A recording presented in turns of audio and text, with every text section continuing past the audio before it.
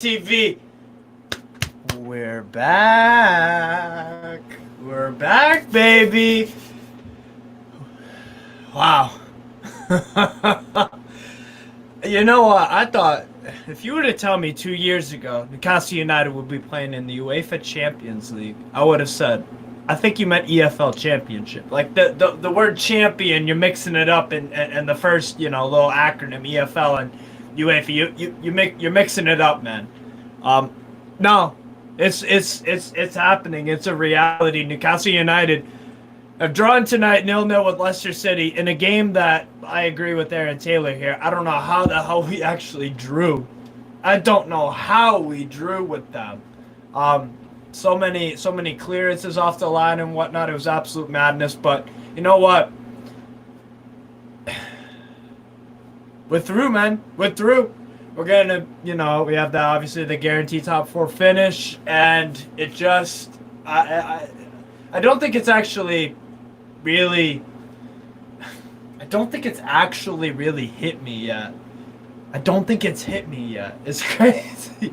It's absolute madness, guys. I mean, seriously, what a wonderful season this was with Eddie Howe. And we got one more game against Chelsea in about, 6 odd days or whatever. Oh, I mean, what an incredible season, guys. What an incredible season. We're going to be doing scoring the players real quick here. Just waiting for one of my colleagues, Andy Bell, to show up to do that with me. But I'll read off some of your comments. But yeah, wonderful night, people. So talk to me in the comments. Make sure you hit the like button, subscribe. I'm probably going to be going live for a while because I'm going to get fans on after I do after I do score the players. So I'll definitely be going live for a while. If you appreciate my commentary and just the channel as a whole, we're trying to make some good content here. Make sure to like, subscribe, consider joining the membership and all that. And just look at this, man. Look at this. We're in the Champions League, man. That's absolutely crazy. I'll get you in one sec, Connor, back there. I'm just going to read off a few comments. Buzzing, what a season, Ronald Bell. Absolutely, Ronald. It's absolutely mind-bending how good of a season this was. Mark saying, you have to give credit to Leicester. They had a game plan for us to hold out for 85 minutes, and then we tried to snatch it away and barely nearly did. Yep, and we've been very dire in those situations not long ago. We did keep a clean sheet tonight, which was our first in quite a long time. Quite a long time, too, so that was also something else. But I'll add in my guy Connor if you're ready back there. You set? We got Connor. Yeah, good to go. Got Connor in the building. What's going on, man? How you doing? How you feeling? Oh, I mean, just remarkable. I don't think any of us would have thought they would have been getting the Champions League. I just don't think. At the start of the season, I remember coming on after maybe the first game or the first couple of games and being asked where I thought we'd finish. I said sixth. I thought Europa League. I thought we were capable of that, and we've far and away exceeded that. Tonight we didn't maybe do it the way we'd have liked to have We done just it. didn't smash down the door. We were kicking and pounding and whacking away at it. We just couldn't kick it down all the way. The one thing I would say, though, you have to take into account, it was a massive blow to lose Joe Linton right before the start of the game didn't help. Because he is that, you're talking about smashing the door down, he does that. He's the battering ram sometimes that creates that. I thought it was kind of ironic because I feel like Leicester kind of Bruce Ball us tonight. Just defend for your life and then, try and nick a goal. But, that aside, it matters not. All we needed was a point. We got that. And it's the Champions League. And I cannot wait to hear that music at St James's Park once again. It's going to be epic, man. It's the first time in, 20 years? 2002-03 was our last campaign? Yep, Alan was still playing. Nobby Solano was Do you playing. remember the group we were in? No, I don't think I do. Well, no, Juventus. I know we beat Juventus at one point. I think that was at St James's Park, which was a special night. But it's just amazing. Yeah, absolutely. Jay in Atlanta, 20 years to get back in. 20 effing years away, the lads. It's going to be a very interesting summer. That obviously helps as well. It obviously helps in terms of attracting the better players. It doesn't really apply for the big six clubs as much, besides Spurs. But if we have Champions League and Chelsea, for example, Chelsea don't, we do, and we've been a rapid upgrade or not upgrade, a rapid incline, and as soon as their first season under Bowley, it's been terrible. So they're on a. This is what happens when you get the right owners in. Yeah. Who put in the right management team, who bring in the right players, who don't just throw money at the ball and see what sticks. Who make sensible, smart signings. And this is what happens. Man City, the first season they took over, they finished 8th, which back then didn't get you a European spot. So you've got to look at that and say we have shown as an example of how any club who gets a takeover, that's how to do it.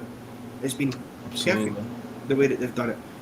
You can't ask for any more than that. We weren't going to go and win the league, but to be in the Champions League, to be the first confirmed team, to be confirmed before Manchester United are, they will do it still, because I don't see Liverpool catching them.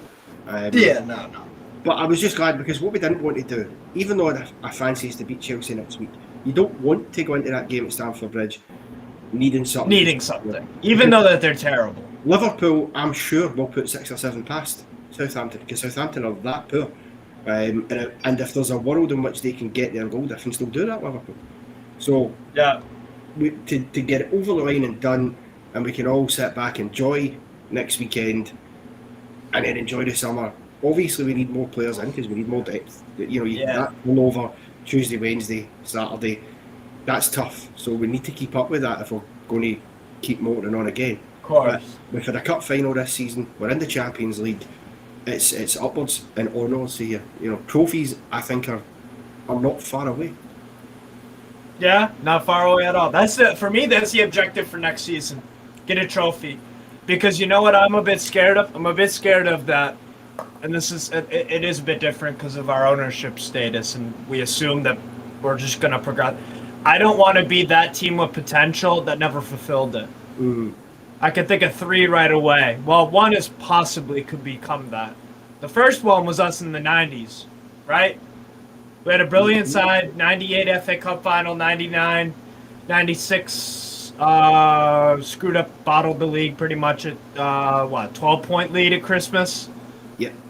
Something around there, and then we threw that away. So there's 3 opportunities right off the bat. There's probably, a few more. So, we got to get that over the line. We definitely do. Another team, Spurs, with Kane, Son, Dembele, those guys in 2015 through about 2019. Yeah, they should have picked up at least 1 trophy. Pochettino's Spurs, they were the prime example of having all the potential. You thought they could win something. They had Eriksen, Dele Alli at his best, Kane hitting prime form, all the players they had then, and you think, this is a team. Trippier was part of that team as well at one point. But it's just, I don't think we'll do that. And a lot of people would have thought, Eddie Howe coming in, he was maybe going to be a transitional manager. Maybe he was just going to steady the ship, get us somewhere mid-table, Europa League or so this season, and then once we start kicking on into the bigger leagues, then we'll, get rid of him and start bringing in a Nagelsmann or, one of the bigger name managers. But Eddie Howe has proven that he is amongst the elite managers. He knows what he went, having been relegated with Bournemouth, he went away and he bettered himself. He worked under Simeone, which is why we're very good at the dark arts, and I don't care if people don't like us for it, because as the man at St James's Park says it, we're not here to be liked. We're here to compete. We're here to compete, And that's what we've been doing all season long. It's an incredible turnaround that Eddie Howe has done in a year. Let's not forget that it is a year. This is year 1. His first full season is this one. Yeah. When you've taken half that squad, even the picture like Steve Bruce had, and you can take that, all those players, and elevate them alongside who you've brought in. It's phenomenal. It really is. And I don't care who we get next year in the group. I would like us to get, Celtic or Rangers. I'd like a Scottish team. A wee bat of Britain's always good, preferably Celtic, because I'd like us to kick their asses. But in general terms, who cares? I honestly think that we can compete if we get it right this summer, we can absolutely compete. You know what all great teams have, or a lot of them at least? They have a solid foundation, and that starts from defense. That starts with the defense. You know, Mourinho's Chelsea knew how to defend. AC Milan, great teams of the 90s, knew how to defend. Juventus knew how to defend. You got Inter in 2009-10 knew how to defend. You've got Barcelona, who it was a different way of defending for them. They would defend through possession, right? Yeah. They wouldn't let you have the ball. The great Spanish teams did the same thing as well. Germany, you know, a lot. I could go on and on and on about these incredible teams, and a lot of them have the ability to defend well. And we have the joint best defense in the league, I believe, with Man City. If not, we're 1 or 2 goals off. And that's already something, you know, to keep in mind. So, you know, it's definitely encouraging. Well, definitely. I think what's encouraging as well is the attitude, because even in games where we have conceded goals, the heads have never went down. You know, we've not been behind a lot this season, but at the end of the times that we have done, the players have not let it bog them down and go, oh, no, heads drop. They've just came firing back and went, right, okay, fine, you've scored 1, we'll go and score 2. You know, that's been the attitude. You know, that never say die, the grit and determination to get results. You know, that the end of the season now, St James's Park, we've lost twice at home all season to Arsenal, incredible, and to Liverpool. Now, to me, there is no shame in losing to a team in Arsenal who were fighting to win the league, and Liverpool, who at any given moment, no matter how poor they're playing, they could just turn it on. We went down to 10 men in that game. Nick Pope gets sent off. You know, so in that respect, we've absolutely nailed it at home. You know, we've went toe-to-toe with City at home, got a draw, we've battered Man United, you know, Chelsea, Spurs, you know, and every team. I guarantee you that the teams in the Champions League in those pots next season, they won't be sitting there when that draw gets made. You know, in late August, they're not going to be sitting there going, "Oh yeah, give us Newcastle. We fancy that." They're not going to be wanting to come to that atmosphere at St James's, because they'll have seen it. They'll have seen what we've done to other teams that are at that level. So I think there's a lot in that. And even tonight, I take it, even though it was very anti-football for Leicester, there's a respect factor there, because for a Leicester City team who ideally needed a win to keep it in their own hands, to come there and go, do you know what? They put all hands on deck until about the 80th minute. That's how far we've come. They've went, because time was a year and a half ago, 18 months ago. They'd have came to St James's Park thinking, yeah, we can get 3 points here.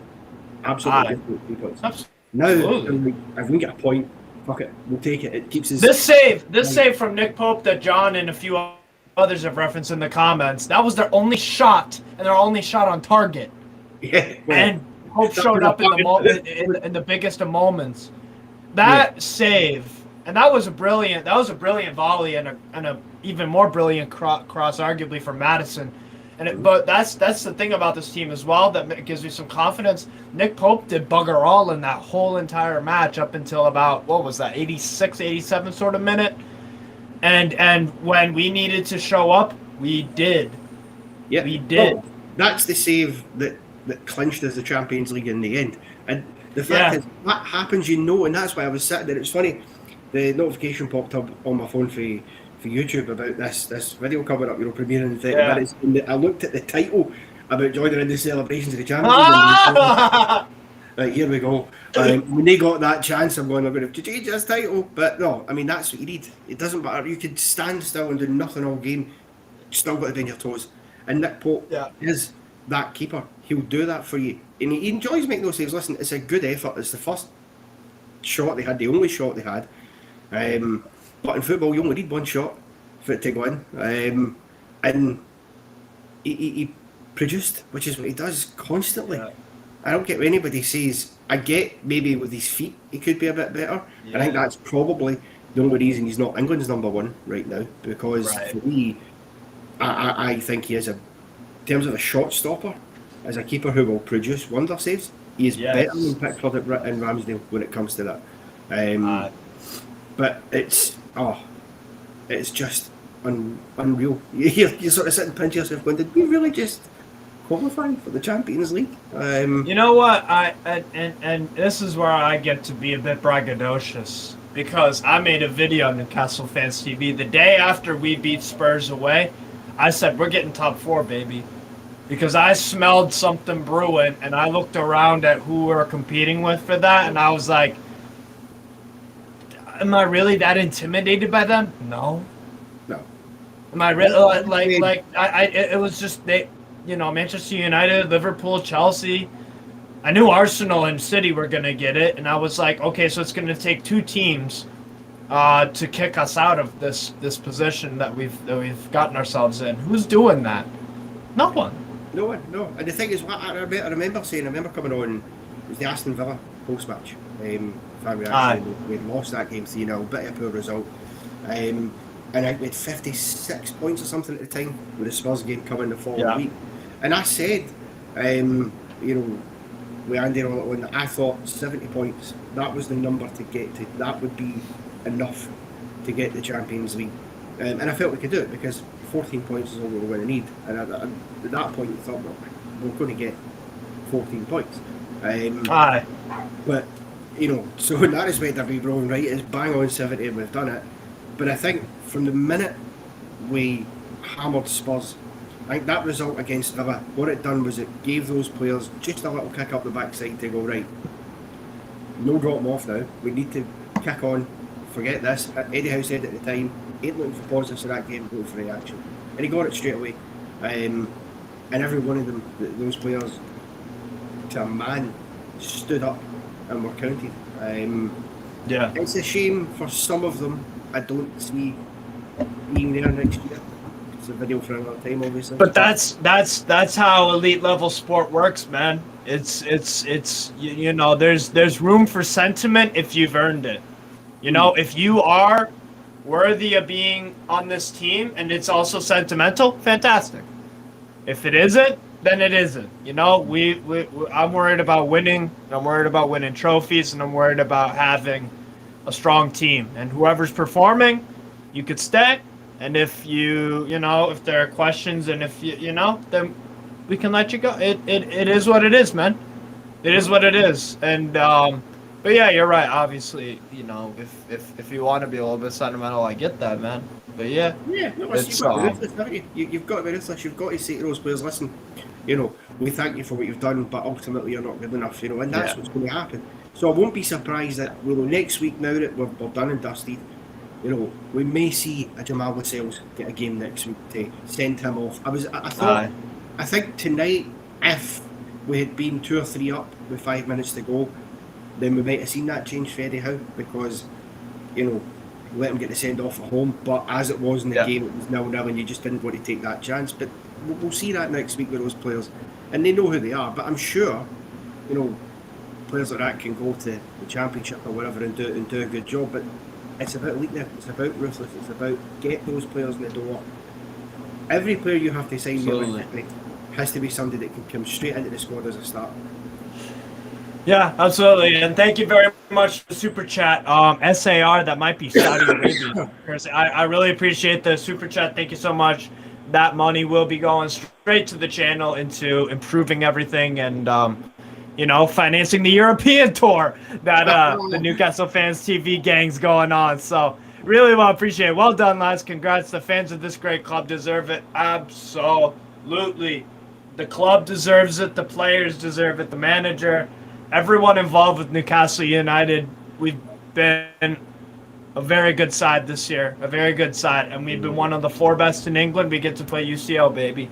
That's how that goes. So it's awesome, man. It's awesome. So thank you very much for the super chat. Really, really appreciate it. If anyone else wants to pitch in, go for it. But yeah, it's really, really appreciated, man. It's awesome. Those are going to be some brilliant nights, aren't they? When Newcastle Fans TV abroad in Europe. I look forward to seeing Johnny and Sam outside the Bernabeu or something like that. Brilliant. It's gonna be awesome, man. That's what the game's all about, man. That's what the game's all about. Going out to Europe and then coming back and driving and taking planes, and it's brilliant, man. It's absolutely brilliant. Just going abroad to check out whatever's going on. And we got also Andy Bell in the house, and we're gonna get started on scoring the players real quick. But Andy, talk to me, man. Oh, my lad. How you feeling, man? Do you know what it is? I said to Lee after halfway through the first half, this is 0-0 because it's going to suit Leicester and it's going to suit us. But how many chances did we have in that game? Let's be honest. I mean, oh my God. We've had some chances in that game. All I can say is I don't care we're over the line. It's the first time since we got relegated against Villa that I've been emotional after a game. Yeah, absolutely, Matt, bro. I would say I was bubbling, but I wasn't far off. It hasn't hit me yet. I don't think it's hit. Because I'm just. It's like I said at the bit to start the show off. If you would have told me 2 years ago we'd be playing UEFA Champions League football, I'd be like, you're mixing up your acronyms. You mean EFL Championship, because it kind of sounds the same. Yeah. UEFA Champions League, EFL Championship. Nah, bro, we're playing Champions League football. And you know what the best part is that I think I sensed it when we beat Spurs away in late October, and I think I don't know when our squad realized that and when our club, when our club realized that, but I think we all were just like, you know what, this is achievable. I'll say something here. Yeah. Me and you were sitting talking in November, and you were talking about Champions League qualification. I said we'd finish 7th and blah, blah, blah, blah. It's because Connor's probably going to agree with me in this sense that over the years, you get used to expecting things and then they're not happening. So you protect yourself emotionally and go, well, I'll expect this, and if I get this, then fantastic. But when this is then possible, you're like, I didn't think I was ever going to say this ever again. Yeah. Like, this is actually happening. This is what is going on. And then when you get to the Southampton game, and then you get to the Brighton game, and you, oh my God, this is actually happening. We are in the champion. It's kind of hard to, especially when you've had a cup final and been beaten, and that kind of numbs the pain because you've had that in the past in the 90s. Mate, it's just been an absolute ride this season. Absolute ride. Yeah. No, it's been obviously. I've been supporting Newcastle since 17-18, so this is by far and away the most wild and enjoyable season by a country mile. I mean, do you see 2017, 2018 you've been supporting? Yeah, 17. So that's Rafa's last year, if I'm not mistaken. Rafa's last year, yeah. You know, the funny thing is with that, playing Huddersfield Town at home. I believe that was the first time. Fling it away. Anything going, you know what, we got 10th for that squad's I'm going to dream. But you look back on that now and go, my God, you know. And don't get me wrong, if Rafa was at the helm just now with the investment, and if he'd got that, I think we could have achieved, maybe not Champions League as such, but certainly better. You know, Andy's right, you do shield yourself because it's Newcastle as well, so you always have that little bit of an edge where you think, something's inclined to go wrong. There's something, and I think we've coped with any adversity we faced this season. We've coped with because we've had the injury problems. You know, we've had Wilson, we lost a cup final. Isaac's been out at times. We've had saint-maximin kind of in and out constantly with his injury problems. Amongst others, obviously, I mean, at one point we were having to play Chris Wood up front as a starter for a few weeks because we were missing. And nothing against Chris Wood, but he's not a starter naturally who's going to get you Champions League football. And yet we got over those hurdles and we achieved. We far and away surpassed any expectation you could have. You've got to wonder, haven't you, Connor? If we had Isaac fit at the start of the season. Because he missed the first 3 months, let's be honest. Had we had... Look at daft games. West Ham at home, 1-1 draw. Bournemouth at home, drop points. Leeds. Games like... Would we have won them? We could have been Arsenal this season. Oh, yeah. Without doubt, we could have been Arsenal. Absolutely. It's, you know... That's an interesting question. But hopefully, if we can keep him fully fit next season, bring in another striker, because we will need at least one more. Because one thing I would say, as much as I like seeing Wilson and Isaac playing together, I feel like they've worked better playing together when it's been one of them coming off the bench, just purely because when the two of them are playing at the same time, and you maybe can't quite, like tonight, you can't get the breakthrough, there's not then another striker you can turn to and go, right, okay, we'll bring that person on and let's see what they can do. You know, tonight you're bringing Anthony Gordon on for Wilson, but Gordon's not a striker, so what that does is it puts him wide and it puts Isaac through the middle again. So in that respect, but I'm absolutely sure that's what we're going to do, because when you're in the Champions League as well, as I said, you need squad rotation if you're going to be successful. You know, it'll be interesting to see after we know what's happened with the summer transfers, what we'd be expecting for the Champions League in terms of, are we looking at, could we get knockout stage? Are we looking at Europa League as a sort of fallback position? Make sure you finish at least third in that group. That's a conversation obviously to be had later, but it's an interesting one because it will depend. We can dream, man. That's the best When part. you compete week in, week out with the likes of Arsenal, Liverpool, and whatever, you do. You know, I remember Leeds back in the early 2000s, their first season in the Champions League, they got to the semi-final. They played AC Milan, right? Yeah, I think that anything, if we get a favourable draw and we can win our home games, which I honestly think we're capable of beating anybody at home, Man City, Real Madrid, anybody at home. Mm-hmm. Yeah. You've just got to look after your away games, haven't you? Make sure you don't lose in your away games. And get to the second round, you might get a favourable draw, you might get a Club Brugge, you might get a Benfica even, or... Yeah. I mean, Benfica are a good side. Sorry, that was no dig at Benfica. But what I'm saying is, a game that you could win. Yeah. You know, quarterfinals isn't out of our scope if you consider the financial clout that we have that we're possibly going to throw on the table in the summer. I mean, I don't want us to go mad. I don't want to go Chelsea.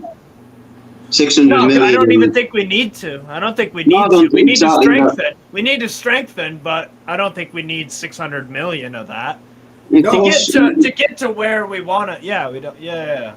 Well, it's just we need a couple of positions improved, and then some squad players. Yeah, pretty much. Yeah, and if we keep going along the model we've been going along and being sort of, you know, steady and sensible in the recruitment, bring the right players in. Don't just bring players in for the sake of, or they're a name or they're a price value. You know, you've got to bring in the right players. You know, let's not forget here, the players we brought in, with the exception of Kieran Trippier, who was at Atletico Madrid and obviously had won a La Liga title with them. Alexander Isak came from Espanyol, who are not normally one of the top tier teams in the Liga. They were a comfortable sort of mid-table side. You know, Dan Burn, excellent signing, brought in from Brighton. You know, again, so we're not necessarily went to, you know, big lives and go, we're going to grab this player up. Now, in the summer, I'm sure we'll spend a little bit more because with the Champions League money coming in, that'll kind of even out with FFP and all the rest of it as well, because you've always got to bear that in mind. Yeah. But I'm sure that's what we'll do. You know, Eddie Howe is the kind of manager, he won't want donkeys in that door. He wants players that are going to want to come in, hit the ground running and work hard and not just sit there for the ride and get a paycheck, which has happened too many times in the past with players. You know, he wants that type of player. That's the type of player you need.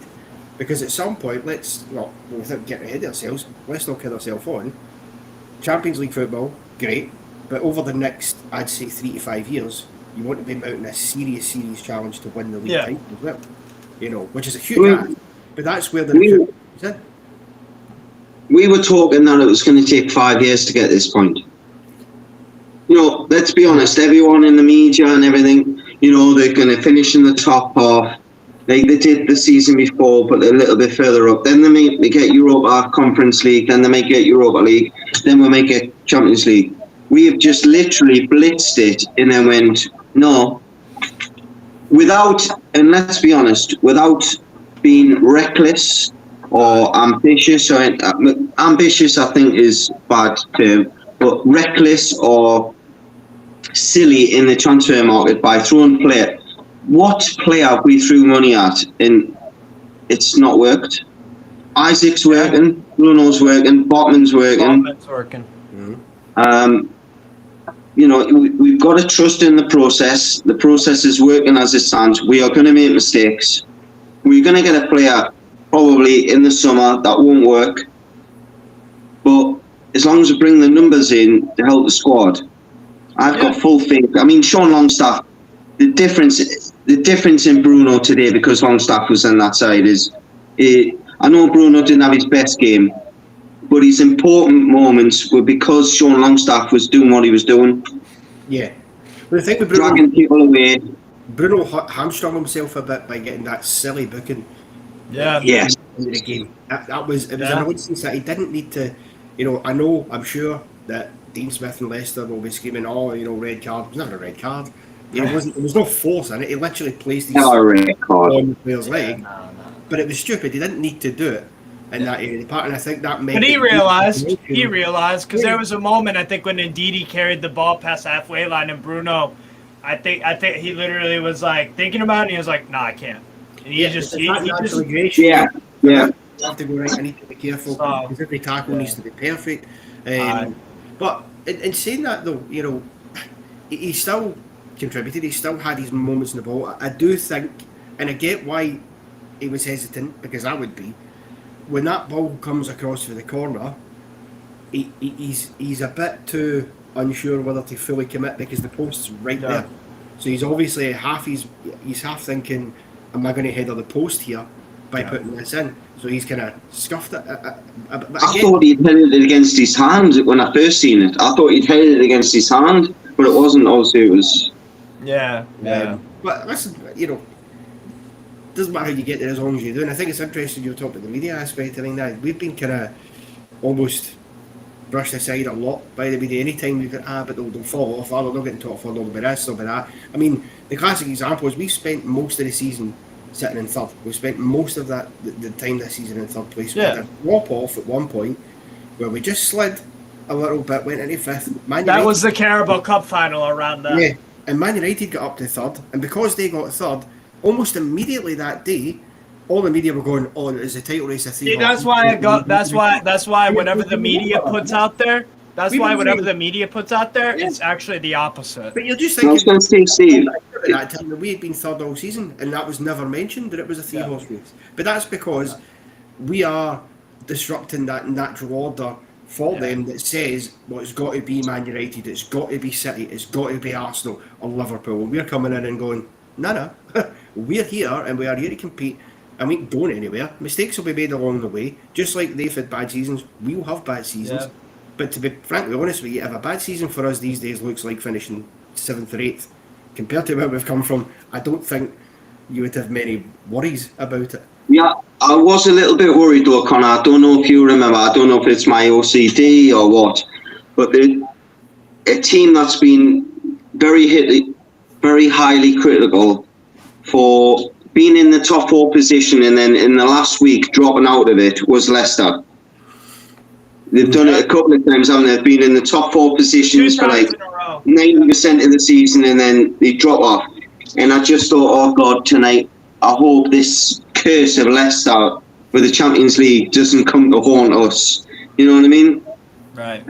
It's obviously me overthinking things, but when you have these things and you're dominating the game and then they have a chance and you're like, oh my God, don't let us lose this game. But if we'd lost that game today, it would have been an absolute robbery. I mean, let's be honest. It would have been of the highest order because Leicester set up not to win that game. They set up to do nothing more than just stop us. And until the 80th minute, They did that. And some of the football that we're playing with Elliot Anderson on the left side in the first half was really good. I was really encouraged by him. I thought he stepped up well. Because he wouldn't have we'll get into... let alone to start, he might not even be expecting to necessarily come on until the last 10 minutes if he was to make an appearance. So I think he stepped up pretty well. And Big style. It would have been very easy with Joe Winton going off. It would have been easy for Eddie Howe just to go, do you know what, we'll put Jacob Murphy in there because he's been more proven than Elliot Anderson over the course of the season. And he didn't do that. And I thought, Anderson, I'm so desperate for him to get that goal, though. You know, Yeah. Yeah, it'll happen, man. It'll happen. But anyways, thank you for the super chat, by the way, Seven Wonder. I'll address your comment when we go on to scoring the players, which are going to start right here, right now. And I'll start off, obviously, with Nick Pope in the middle of our mother effing goal. Brother gets a 9 out of 10 for me. Because the one time he needed to show up, he did. He was fine on the ball. There was a moment in the first half where he headed it out nice and calm. He didn't make a meal of it. I thought, you know what? And there wasn't anything he did wrong. And that save at the end was just spectacular. Because the cross in was absolutely tremendous. And then the volley technique was also from Timothy Castagna, was absolutely terrific. And it required an even more terrific save. Elaborate on that, guys. I was blown away by that. Go on, Connor, mate. Listen, it's so hard. No, it might not look like it looking at me now because I've got a body that I dropped lasagna, but I was a goalkeeper when I played football. I haven't played for a couple of years. And I tell you one thing, when you are, I mean, I kept 2 clean sheets in my life, so I'm not exactly an expert, but when you've been standing on your line watching the game as a spectator most of the time, it's so difficult to keep yourself warm, keep yourself... To appreciate how hard it is. When it's been that long, and it's easy to think if I have to go, well, I could sit and have a cup of tea here and I wouldn't need to worry. So for him to be able to be that sharp, to make that save, and not just to make it, but to put it into an area that gave, I think it was Shah, the chance to clear it so Sutar didn't have the chance to just tap it in. It's a really, really good save. I think that 9 out of 10 is fair just because of it. Because I said it before, that is, for as brilliant as everything else has been this season, that's the save that has guaranteed us the champion. I think 10's the number. £10 million the fee that we paid for him. £10 million. Mate, that gets us Champions League football. Yeah. That's We'll be talking about that in a few years on if we go on to win the lot. It's not the best save you'll ever see all season, by far from it. But it's an important save in an important time. Like I said to Lee, a lot of keepers would not say that. Yep. So his score's got to be 10. His transfer fee is 10. So there you are. One of the bargain signings of the season. Easy. Sorry, Connor, I didn't mean to rub you, mate. Oh, listen, absolutely not. You've pretty much nailed it there. So £10 million and the returns we're getting for that are... I only gave him a 9 just because there was a lack of action. But you know what? A 10 out of 10 is... Because you're German, you give him a 9. That's what it is. 9. Fair enough. Connor, I'll give you Mr. Kieran Trippier. What you got for a score, man? Again, I thought he had a good game. I thought, he never looked troubled at all defensively. None of our defenders really did. I think going forward, he almost arguably had too much space at times down that right side, because sometimes he had too much. He didn't really know what option to take, which is always, that's a good headache to have. I'd give him a solid 8, just because I think some of his crosses could have been better. And that's me just nitpicking because it's Trippier and he's usually so much more lethal, albeit he did almost cause another own goal. So, that was the corner. That was a corner in the second half, right, where Bruno he tapped it against the bar or something. I just corrected the inside of the post. Yeah. Yeah. But I had a power cut at 34 minutes, so I missed about 6 minutes. So. Yeah, I think so. 8 out of 10 deserved. I thought he was again a guy that, this whole season he's stepped up and he hasn't had his best of games kind of recently, but the deliveries lately, I mean the against Brighton on Thursday, terrific, absolutely terrific, and I thought he carried over a lot of that form today. It's biggest belief for me. The amount of times I think it was a period. The first time. Leicester got the ball forward in our half in the first half. There was 2 players next to Trippier and he still wins the header to head it into midfield. And he's probably one of the smallest players on the pitch. It's timing. It's the quality of the player. I mean, I agree with Connor in the sense that couple of moments at the back today, we were a little bit like, oh God. But it's the amount of times he gets up the pitch deep because he can play a pass low and hard into Longstaff, into Bruno, into Isaac, the turn. Because he's good on the ball and he can play the ball, quickly, and he's got a good passing range, makes so much difference to the side. And the fact that you've got Miggy there, when you do receive that ball, he can make a run, get in behind the left back. That's when we are really dangerous. And it's just, I mean, football's easy. I mean, let's be honest. You look into it and Guardiola and all that, but when a Premier League team at that level can play two passes, Trippier to Longstaff out to Miggy, and then get in behind you, you know you've got problems. And that's why I think Leicester have got quality, but they haven't got structure. Yeah, absolutely. Yeah, fair enough. Well said. I think sometimes with Trippier, his passing and his crossing into the box is superb. There are the odd moment or two, there was a moment during the first half where it opened up for him on the edge of the box, and he can strike a ball. From free kicks he can be lethal. But he decided to turn around and I think play to someone else, right? Yeah. Distance, if it's a free kick, you're shooting, so you are thinking to yourself, have a pop, because you know you can do it. But I get it. He's always looking for that pass to get that assist. Who can I get in? Which shows how much a team player he is. But on the odd occasion, he could be a wee bit more selfish and just go, do you know what? I fancy this for you because I know I can take it on. And I guarantee he'll score on a few of those types of chances. Well, there was a period in the game, wasn't there, where the ball came to where the middle D is. Sean Longstaff's in the middle, Trippier's just behind him, Miggy's just ahead, and Bruno's there. And them four work so well to each other. Like, Trippier will move forward, Longstaff knows to drop in and receive the ball back with Trippier going forward to get the ball in. You can tell it's coached, man. I mean, especially 2 years the ago, runs Longstaff. The runs that Longstaff made as well.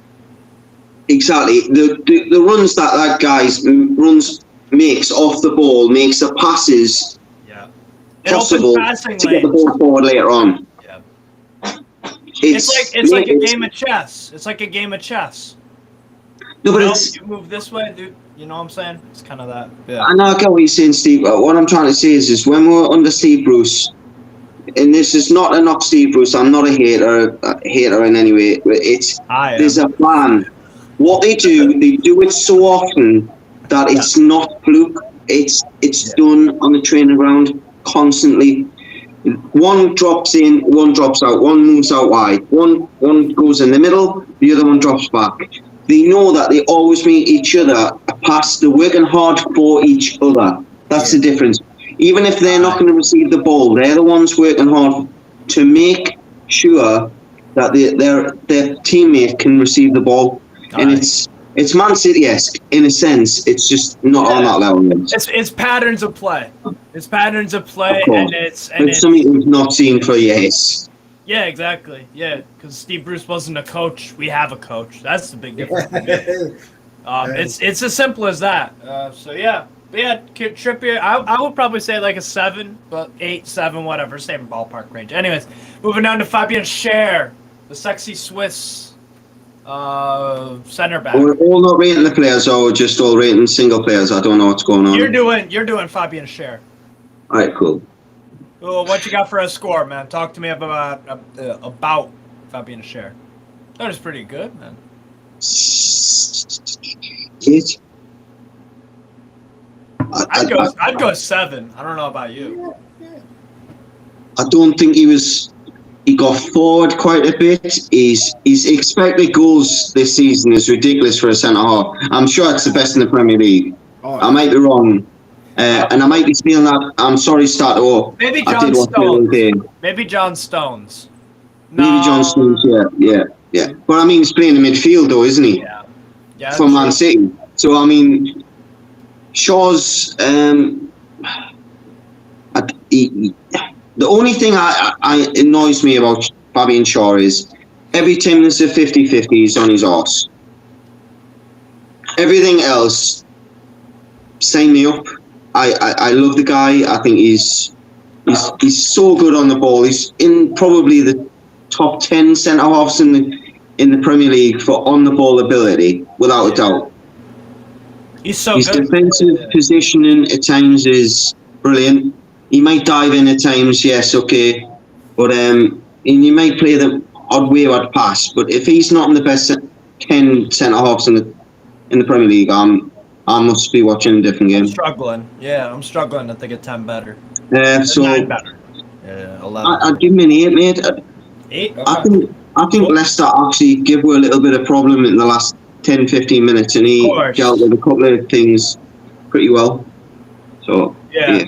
Connor, what are your thoughts on Fabian Schär? Absolutely. I think it's right. And Leicester, when they did start to come out traps and go, right, let's have a goal, we tend to go. It did get a bit nervous for us, and I thought he stood quite firm. He had that block when Andy, you'll love this comment. I love that comment. Sorry to cut you off, Connor. Next time I get this a series. Yes. He's all mate. Yeah. He spends more time in his back than my last. That's all I'm saying. That's the dark arts, though. The thing about Schär is he gets himself all across that box. He doesn't just stick to his lane. He'll be wherever he needs to be. He reads the game well. As I say, there was that pass where Daka had played it through, and if he doesn't get that touch to send out for a throw, Harvey Barnes is one-on-one with Nick Pope. It's a brilliant stretch. Yeah. He gets it out, deals with it, and there's no panic.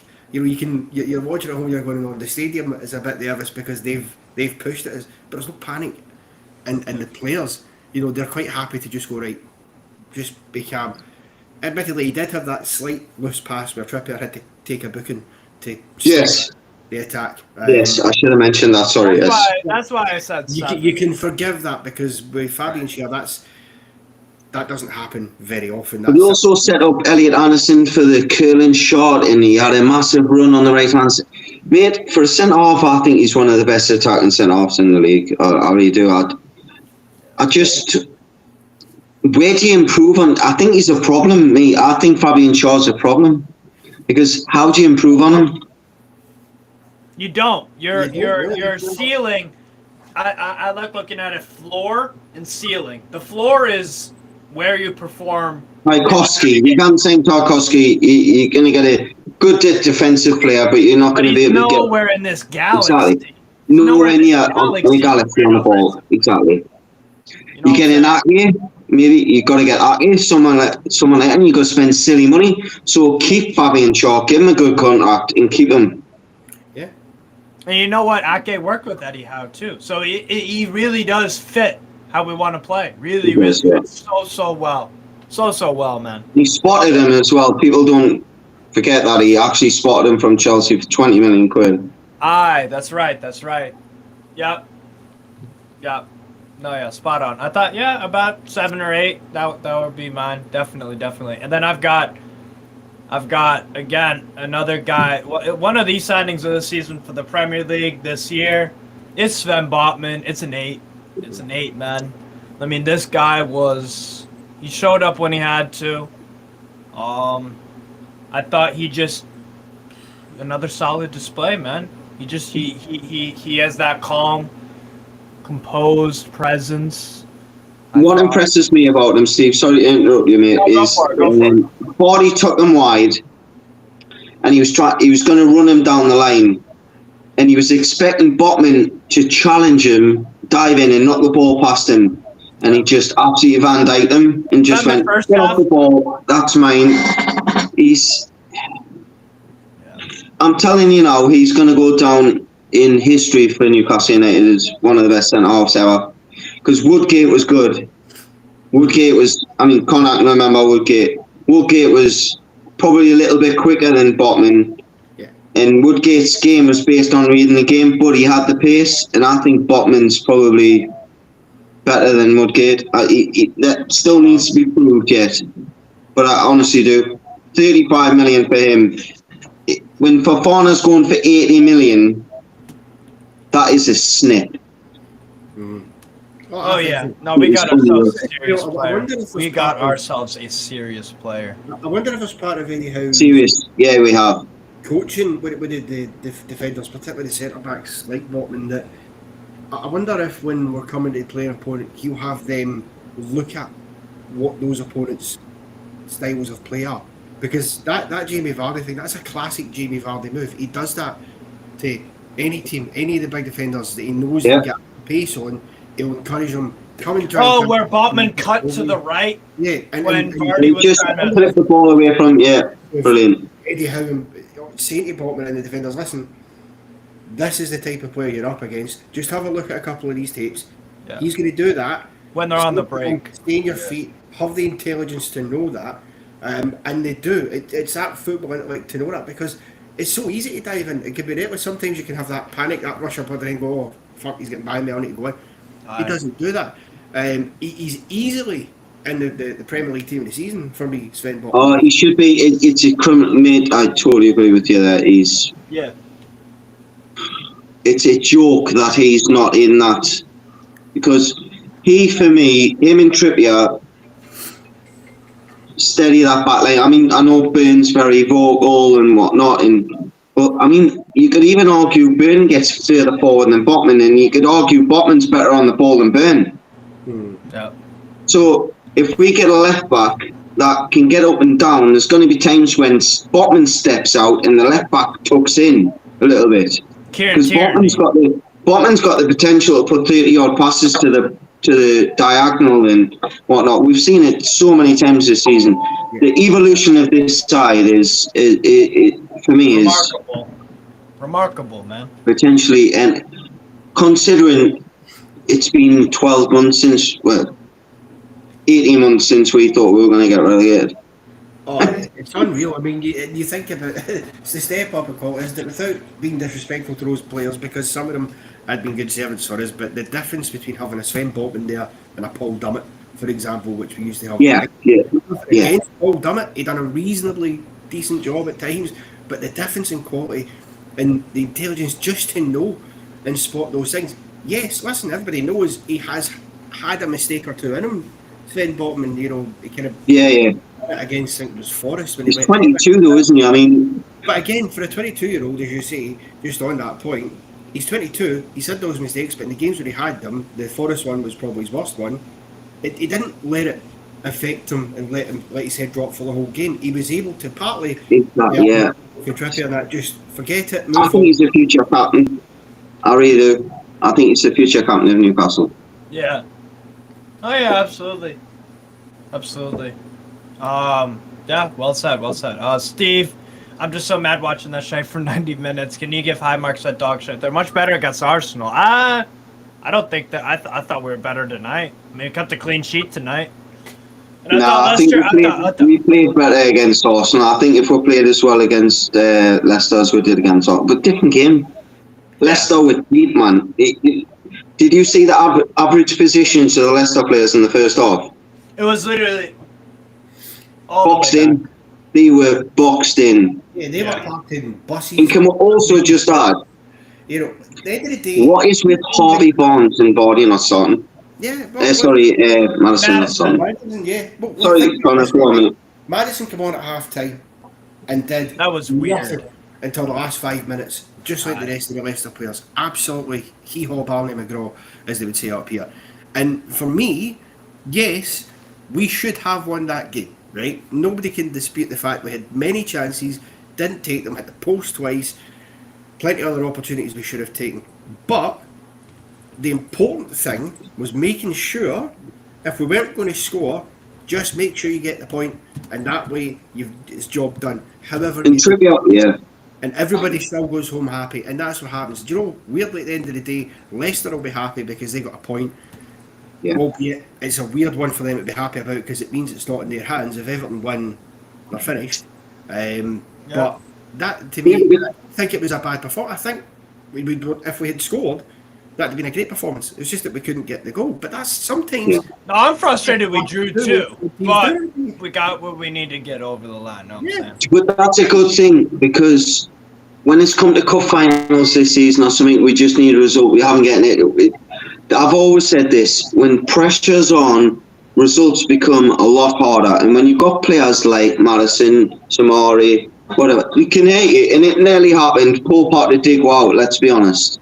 But yeah, mate, the change has just been it. I remember seeing 92nd minute the ball came back to Trippier, and Trippier's just going. Yeah. Keep the ball. Forget about anything else. We've got what we want. Exactly. To be honest with you, and maybe it's because I don't like Everton. See if that point ultimately helps Leicester stay up and relegate Everton. I'm happy with that as well. Because I would there rather. You go. I'd rather a Leicester City stayed in the Premier League than Everton. Do you know why? I'm with you on that one, like that.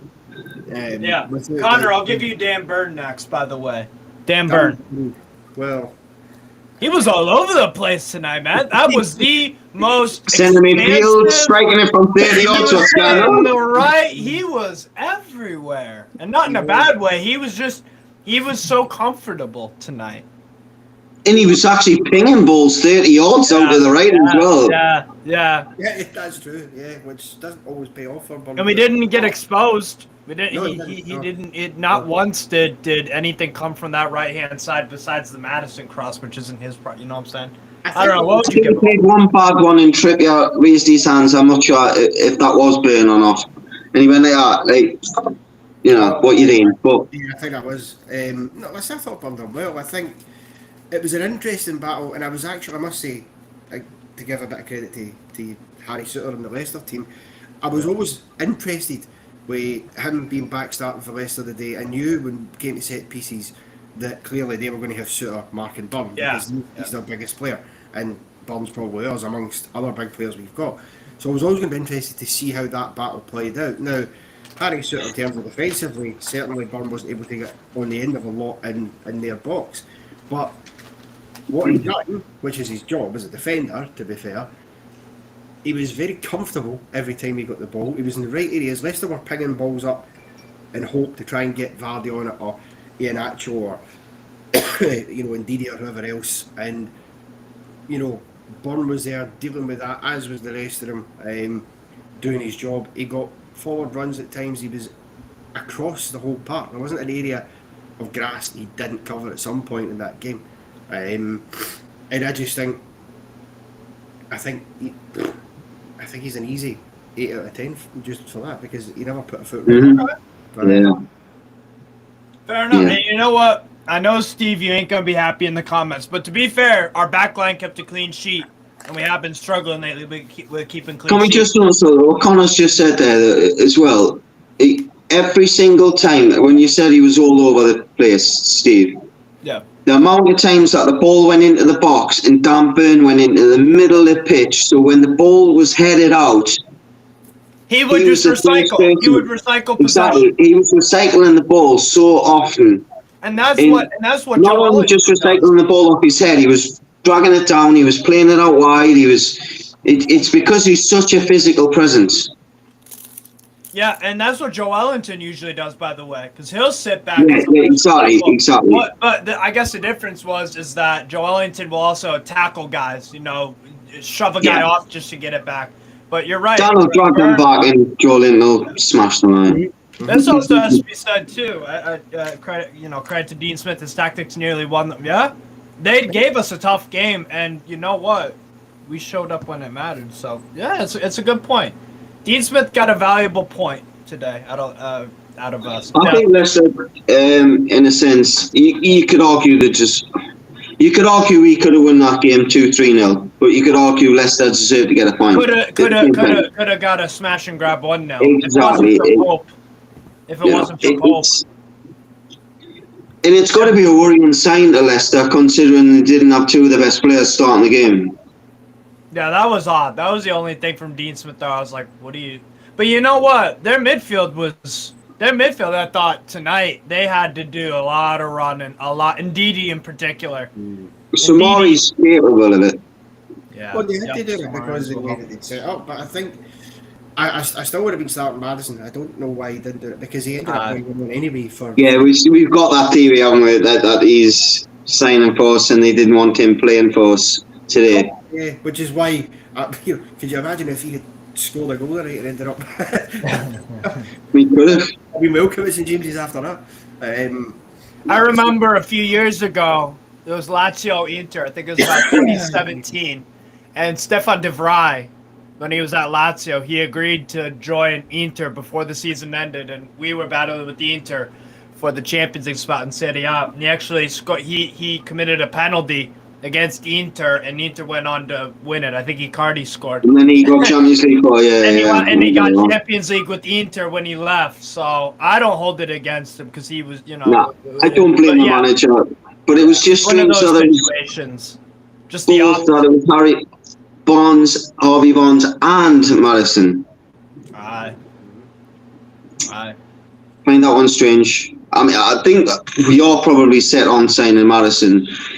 I would say I would take Szoboszlai, however you can, ahead of Madison, actually.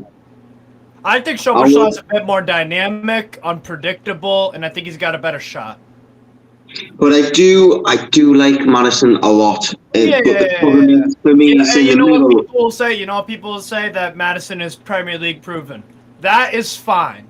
But just because you're Premier League, I mean, Isak isn't Premier League proven. Just because you're Premier League proven just means not somebody better out there. Yeah. Exactly. But yeah, anything more you want to say on Dan Burn before we move on to our midfield? He's from Blythe. Never ever be German. Yes, we'll say that. Jay in Atlanta, the woodwork was Leicester's man of the match. Oh yeah, we'll get on to that. He's right there, he's actually fucking bang on there. Yeah. The bottom this season, haven't they? So. Andy, you get Elliot Anderson. Oh, first half I thought he was. First half hour, I thought he was fantastic. He made a couple of little mistakes in the first couple of minutes and then learned from them and then really started linking up play well. He set up Isaac for a run on the left side. I have not got to give Elliot Anderson the credit for the run that Elliot for Isaac though, because he's running. How does he dribble that well? Such a dangly lad. He did. Do you know what the biggest compliment you can give that kid is? He did not look out of place at all. Yeah? Like he didn't look like a kid. Yeah.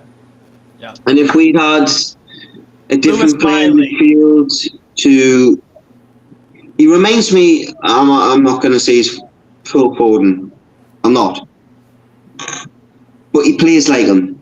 He wants to pass, move. He's bigger than Foden. I think we've got a player... I definitely think we've got a player that can play a part for 80 months in our story. And if he doesn't prove that he's good enough, then okay, he can move on. But I really do think he's got the ability to prove that he's capable of. He could be bare minimum a bloody good player, mate. Bloody good player. And he could be a Premier League player, maybe not for us, but for someone else. No, I'd give him. I'd give him a half today. I really thought it's an important game, by the way. Yeah. Really important game. Is this He's his a young first lad. ever start? And he set a tone for me in the first half. He was always passing forward. He was always trying to link up. And he's not frightened to track back. So yeah, 8.5 for me. What do you think about Connor? What do you think about that? Yeah, I think 8.5 straight. I think he doesn't give up on anything. He's constantly putting that effort in. What he maybe lacks in quality at times, because he's a young player, he's still developing his game, he more than makes up for an effort. And I thought actually him and Isaac down that side, they complemented each other, because he was almost always, when Isaac was having those dribbles, he was always finding a little pocket of space so he could get the ball cut back to him if Isaac chose to do that, instead of skinning 2 or 3 players, which he does just for fun these days. And he's not afraid to have a shot, to put himself. Brilliant shot. And that's what you want. This is exactly what you want. Whether, I personally don't think we have to necessarily let him go. I'd like us to see him, let him have a loan spell somewhere that he can get proper first team action for a season, and then went back in, because he's still a young player, and what you don't want to happen is for somebody like that to leave the club. He then goes and absolutely aces it elsewhere, and you start thinking, maybe we could have kept him as an option, because again, I said it at the start of the stream, he was thrown in completely, a few minutes before the match started. Right 10 minutes. Yeah, exactly, and that's how he's performed. I think to send him out on loan's a mistake, personally, but I get the sense out of it. Yeah, well, I just think if he's not going to be part of next season, I'd rather it was because he was on loan rather than being sold. Yeah. I'd like to keep him. Because there's some potential there, it looks like. And today was one of those where we got to see. Yeah, stuff We're now. gonna have so many games so on where we're gonna have like League, Champions League, League Cup. He's gonna have to pay. Hopefully, we get out of the third round of the FA Cup. And, yes, well, hopefully we get more than one game in the FA Cup next season. That would be lovely. That's the only thing. That's the only thing.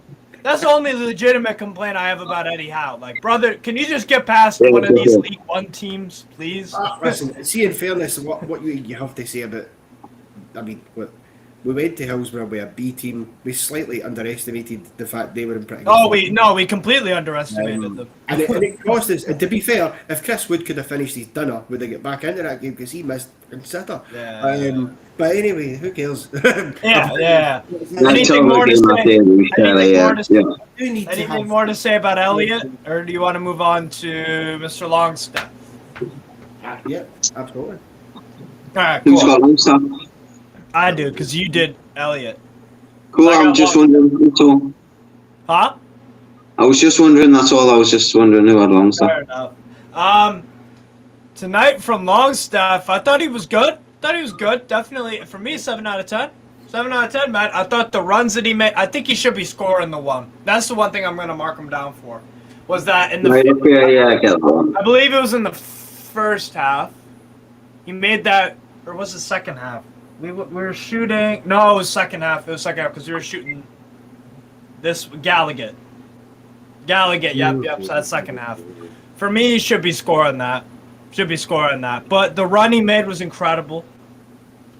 I think the space he makes for the rest of the midfielders is he never stops running it.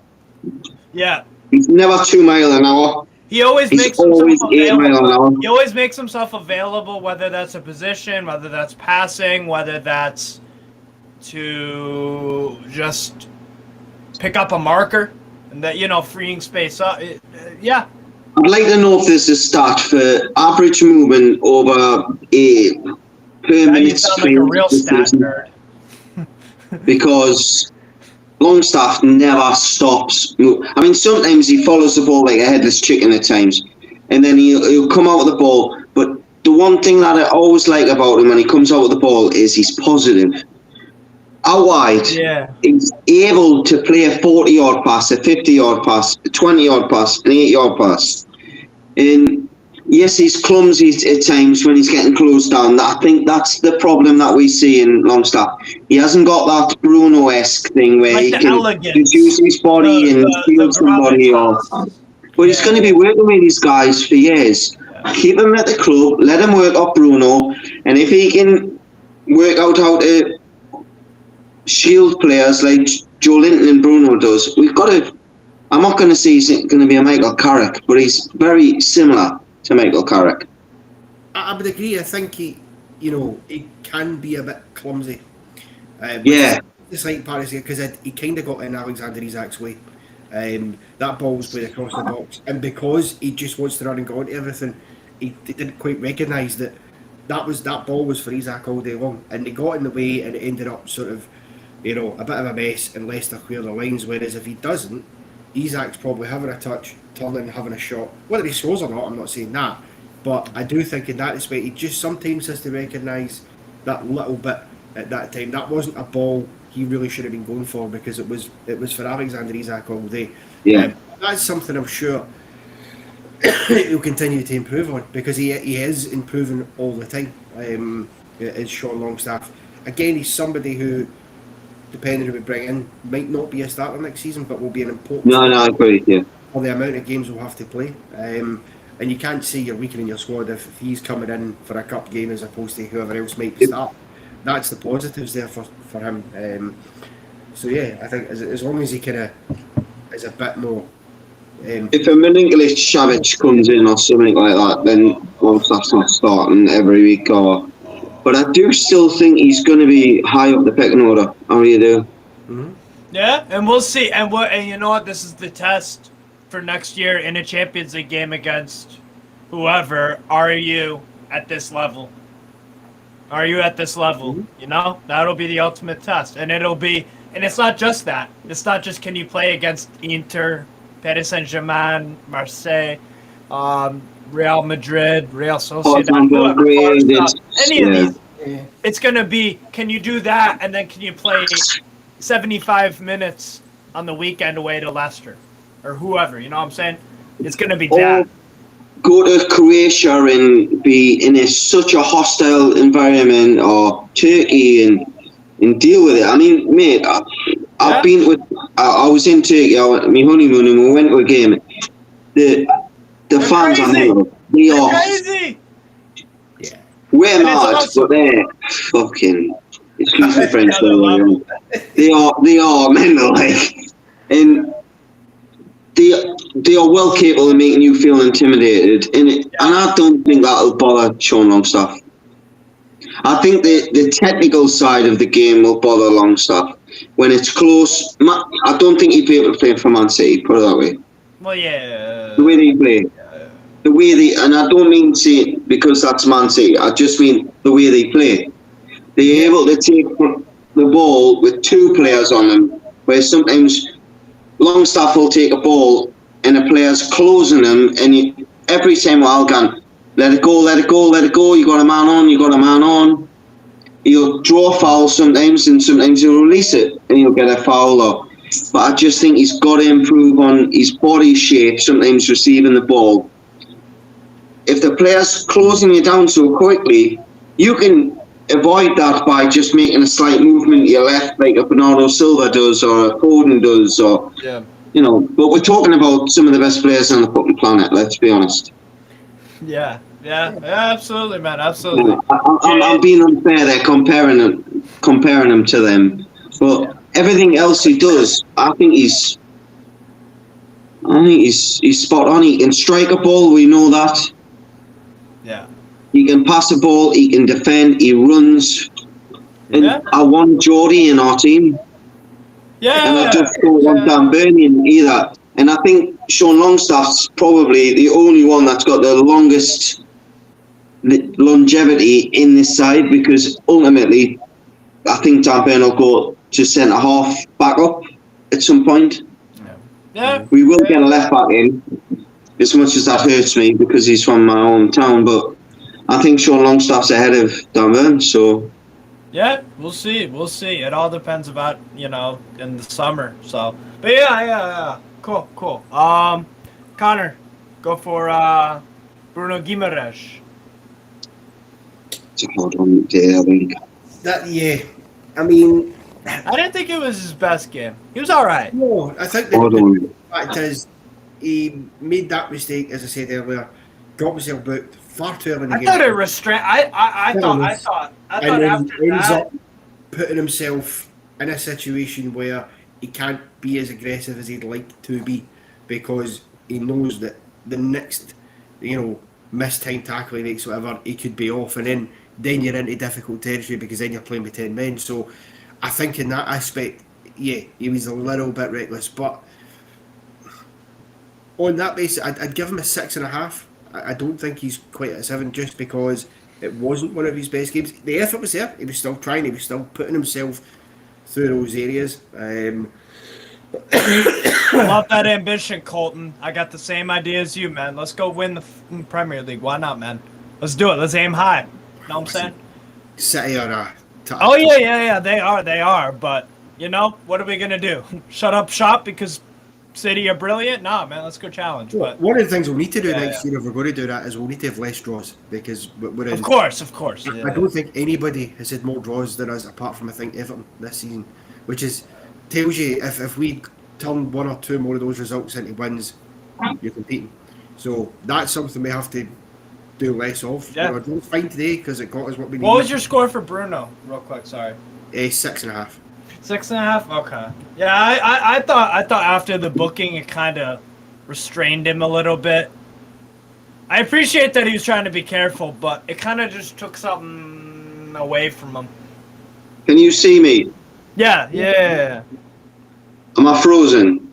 No. Yeah. No, I'm frozen on this. I'll have to come back in. Yeah, you're good. You're good, Andy. You're good, Andy.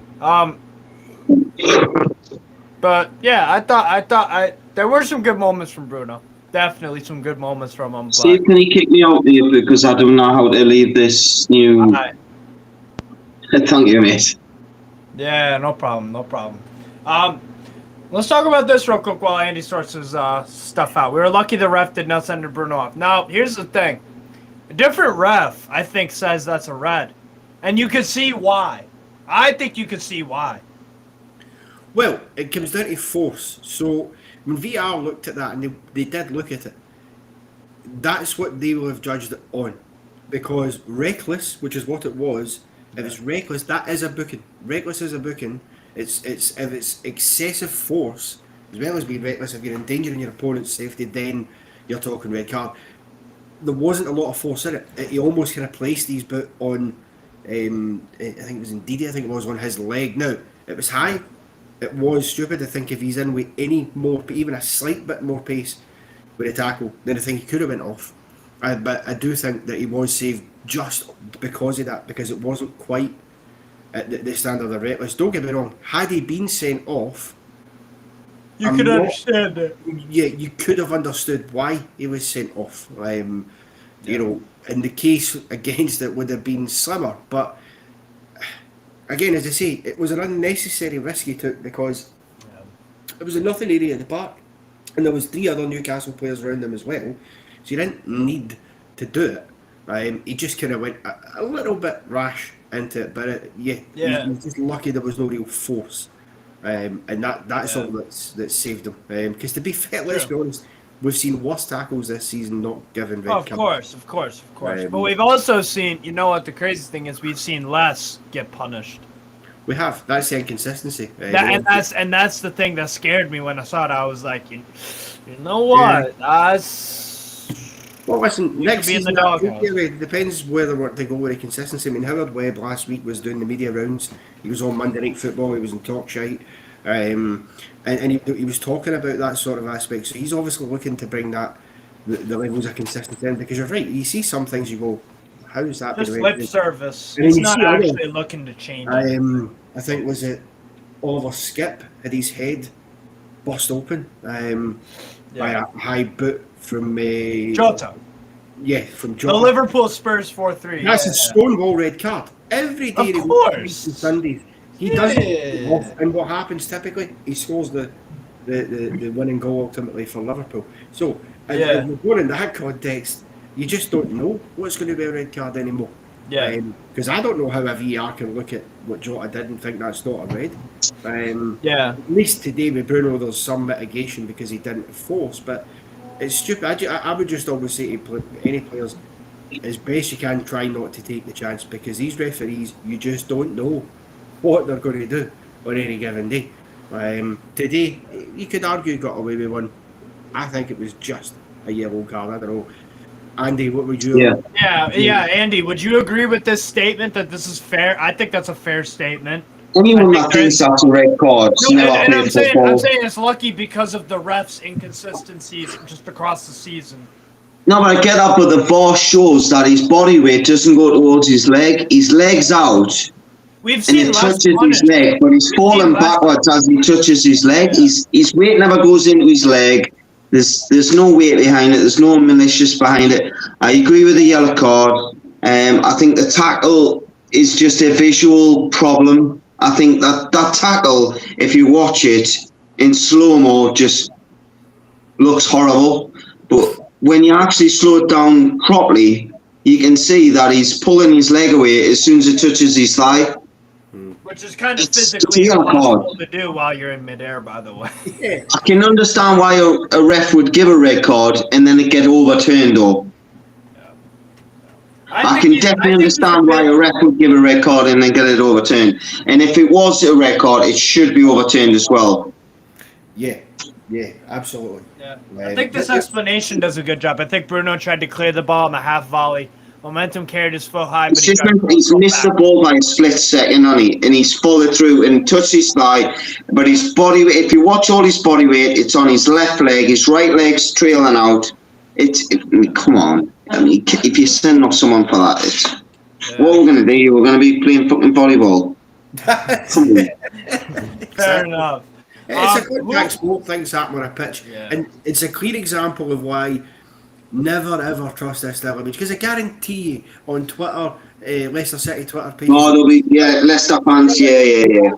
That's to be expected. Red card all day long, but actually watch it, and then you'll see why it's not a red. You can put anything in a picture and make it look awful. There's no force goes into his leg. If there was any force goes into that leg bends because it's planted, and it never bends because he drags his leg back as he knows he's going to make. Come on, there's no. If that was in the 1980s and that was like something like Vinnie Jones, you've got a broken leg. Wimbledon. I mean, let's be honest. Or David Batty or something, you've got a broken leg there. If that was Vinnie Jones, you're out for about 2 years. He's probably killed you, but it's never. No, never ever a record. It looks worse than it is. Yeah. And that's not because it's Bruno, by the way. That is not me sticking up for Bruno. That is just seeing the tackle as I see it. His studs don't even leave a mark in his leg. Yeah, exactly. It is what it is. Who's got Miguel Almiron next? Connor, did you give a grade for Bruno, right? Yeah. So it's Andy, your turn for Miguel Almiron. And then I'll do Wilson, and then Connor's got Isak. So go for it. Talk to me about Miguel Almiron tonight. First off, fantastic. Brilliant press, causing problems, hit the post, I think it was, in the first half. Might hit the post in the second half. He just sets the tone for the team, doesn't he? I mean, I know he... The press. I was getting wrong off Lee, to be fair, because he tried to put a couple of crosses in with his right leg, and I'm like, me, stop it, just stand on it, because every time you try and cross it with your right leg, you hit the first defender. Yeah. You have to cut back, but having said that, the week before he put a great cross in with his right foot. So, I mean, what do I know? He's so hard to score, Miggy. So I'll give you what the people are saying. Ben Arfa, NUFC is going for a 7. Colton's saying man of the match, so obviously like a higher end grade, a 9 or a 10 or whatever. I would definitely give him an 8 or above. Because you hit the post. 8? I'll give him. Can I give him an 8.25? Sure. Just to piss me off. Just to piss me lower. Yeah. Let's do it. I love that idea. Love that. That would mean he was better than everyone except Elliot Anderson and Pope. Yeah, definitely. Yeah, he was, because he affected the game when he hit the post once at least. There was a couple of times he could have shot. There was a couple of times he could have squared it, and he didn't. And he drives me mad, Miggy. I love him and I hate him at the same time. I love him. I do. He's the hardest working footballer I've ever seen in Newcastle shit. Really? I don't know about you, Connor. I mean, how long have you been watching football? Wasn't Scott Parker one of those guys known to be more of a hard worker? Yeah, but Scott Parker couldn't cover the ground that Miggy does. There's no way. Okay. There's a difference. Okay. Miggy covers ground. I mean, I don't know how he does it, to be honest. It's like, and I know sometimes he does it needlessly. N'Golo Conte just covers mad ground, and you're like, how do you do that? I bet he doesn't do it at the intensity that Miggy does. He just reads the game better. Yeah. Conte reads the game better. If Miggy's 100 miles an hour, it's like he's got ADHD. It's like my son. Sorry, guys, my son's got autism and ADHD. And everything he does, He reminds me of me. But there's little things with Miggy that you see sometimes, i.e. Fulham, Tottenham, a couple of other games this season. I think teams have noticed that we try and play that ball from Bruno over the top now, so they're getting a bit clever to it. So they're stopping that ball, and Miggy's starting to change a little bit. I tell you what, he's a player that I would definitely keep around. He's a player that I would definitely improve on, but he's definitely a player I'd keep around. He has his place in the squad. Oh, without doubt. The way he sets a press, yes. He's, and I guarantee he's probably the most popular guy in that dressing room. Yeah. Spot on, Connor. Do you want to add anything about Miggy? Listen, Miggy is. I often think with Miggy this season, just what would have happened. See if he didn't get that injury. Because see when he got injured, he was flying at that time. He was scoring for fun. He was loving life. There was no signs of him stopping. And you just think, if he hadn't got injured, how many more goals would he have got? But his contribution, he's came back in, and that effort's there constantly. He's like a Duracell bunny. He never stops. You naturally in a game, you think, if you've been running constantly, especially in a game like tonight when you're constantly attacking, right? And you're going forward. You think, he'll tire. He just doesn't seem to tire. He just loves it. At times I agree with the right foot thing. I think I'd like him to cut back more on the left and just do that. I think he had a really decent effort when he hit the post. He was a bit unlucky because that would have been a great goal. But no, Miggy is phenomenal. I've just been reliably informed off Lee Leyland that I should have given Miggy a 9, and I'm being a tosser. I would say more like an 8. He can't log into YouTube, so he's been trying to watch it, but he can't log into YouTube somehow because he's a bit silly. Yeah, fair enough. But he's just sending me a message. He's able to watch it, but he's not able to comment on it because he's not on his account. Signed in, yeah. And my best man's just sent us a message saying, "Billy, you're being silly. You should have had a 9." So there you are. Yeah. Fair enough. Anything else you guys want to say about Miggy? Nope. Fair enough. I'll move on to Callum Wilson. For me, the worst player on the pitch by a country mile. I don't think he touched the ball. Let me He did touch it. Oh, he did. He had that header at the back. He had 17 touches. Hit the post. I don't remember. Wow. Okay. Well, I just thought he was a ghost. It was 5 out of 10 for me. I don't know. We were playing side to side. Right? And just he never got really on the end of things. Besides, obviously, you're right. The chance with must have been taking a shit or something. I don't know. Honestly, I can't. I'm trying to remember when the hell that was. He didn't have his best game, Colin Wilson. Let's be honest. He didn't, in the sense of going forward, but holding the ball up, he did well. He should have scored. I think the one when he hits his post, I can forgive him for because he's kind of on the turn and he's got to hit it quickly. Was that the first half? Yeah, because it came off the post and then came back to him and then he headed it and it faded off the line. Okay. But in the second half, there was the cross came into the back post. It's a lovely ball. Yeah, that's the one. Yeah. Right in there, and he just heads over. He just doesn't get over it. That's got to be. The goalkeeper's away as well in the air. Yeah. Yeah, he should have been scoring that. Okay, so you know what? That's a 5 out of 10. You're being a bit harsh, Steve. That's what we're trying to tell you. We're not going to see a Sam Milner where he's going to lay you down and absolutely annihilate you. Well, what would you guys give him? A 7? What did you give him? 5. He deserves a 7. Yeah, I think a 7 would be fair. I don't think he was that bad. He wasn't that good, but he also wasn't that bad that he was. He wasn't. He wasn't great, but he did get subbed off. That's the other thing too. Yeah, but then he tends to get subbed off. That's a thing with Wilson. He wasn't very happy either. No, I think he felt he wanted to continue to try and get the goal. But thank you. See, No, I get it. 5 out of But he hasn't elaborated why he's a 5. He's just said 5. He hasn't said, well, he's a 5 because this, and this. You know what I mean? Anyone can put a score. Wilson, he hid. A mad performance from Wilson. Philippe saying a mad performance from Wilson in what has been his best season. I'd say 6. Okay, yeah. No, I think a 6 probably is a fair score for Sure. Wilson. It wasn't that bad. Ben Arfa, NUFC, 6.5. He done what he could do. Only had half chances. Yeah. 6 out of 10 maybe for missing. He's playing against 3 center backs. Okay, fair enough. I don't know. Yeah. Well, look, he wasn't amazing tonight, but I don't know. If you guys want to say 7.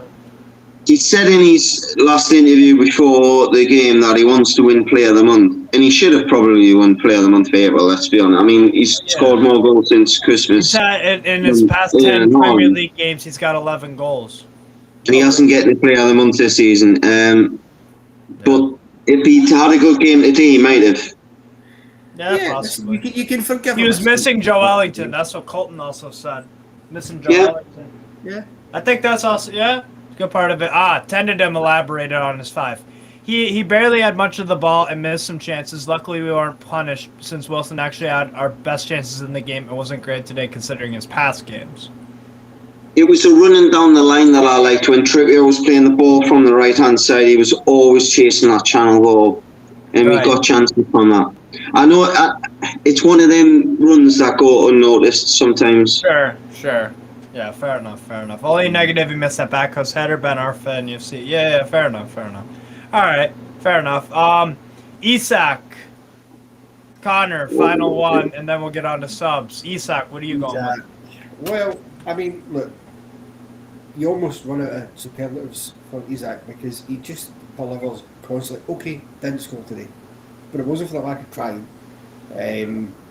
He was creating a lot of good moments and potential chances. I think. I mean, the guy's ability to be on going down to the byline where you think at any moment the ball goes. His ability to have such close control, keep the ball in, to get by players, and he must be a nightmare to play against because what he was doing all game long to Castagna, who I'm sure was delighted to see Isaac move in when saint-Maximin then come on just to compound his misery for the evening.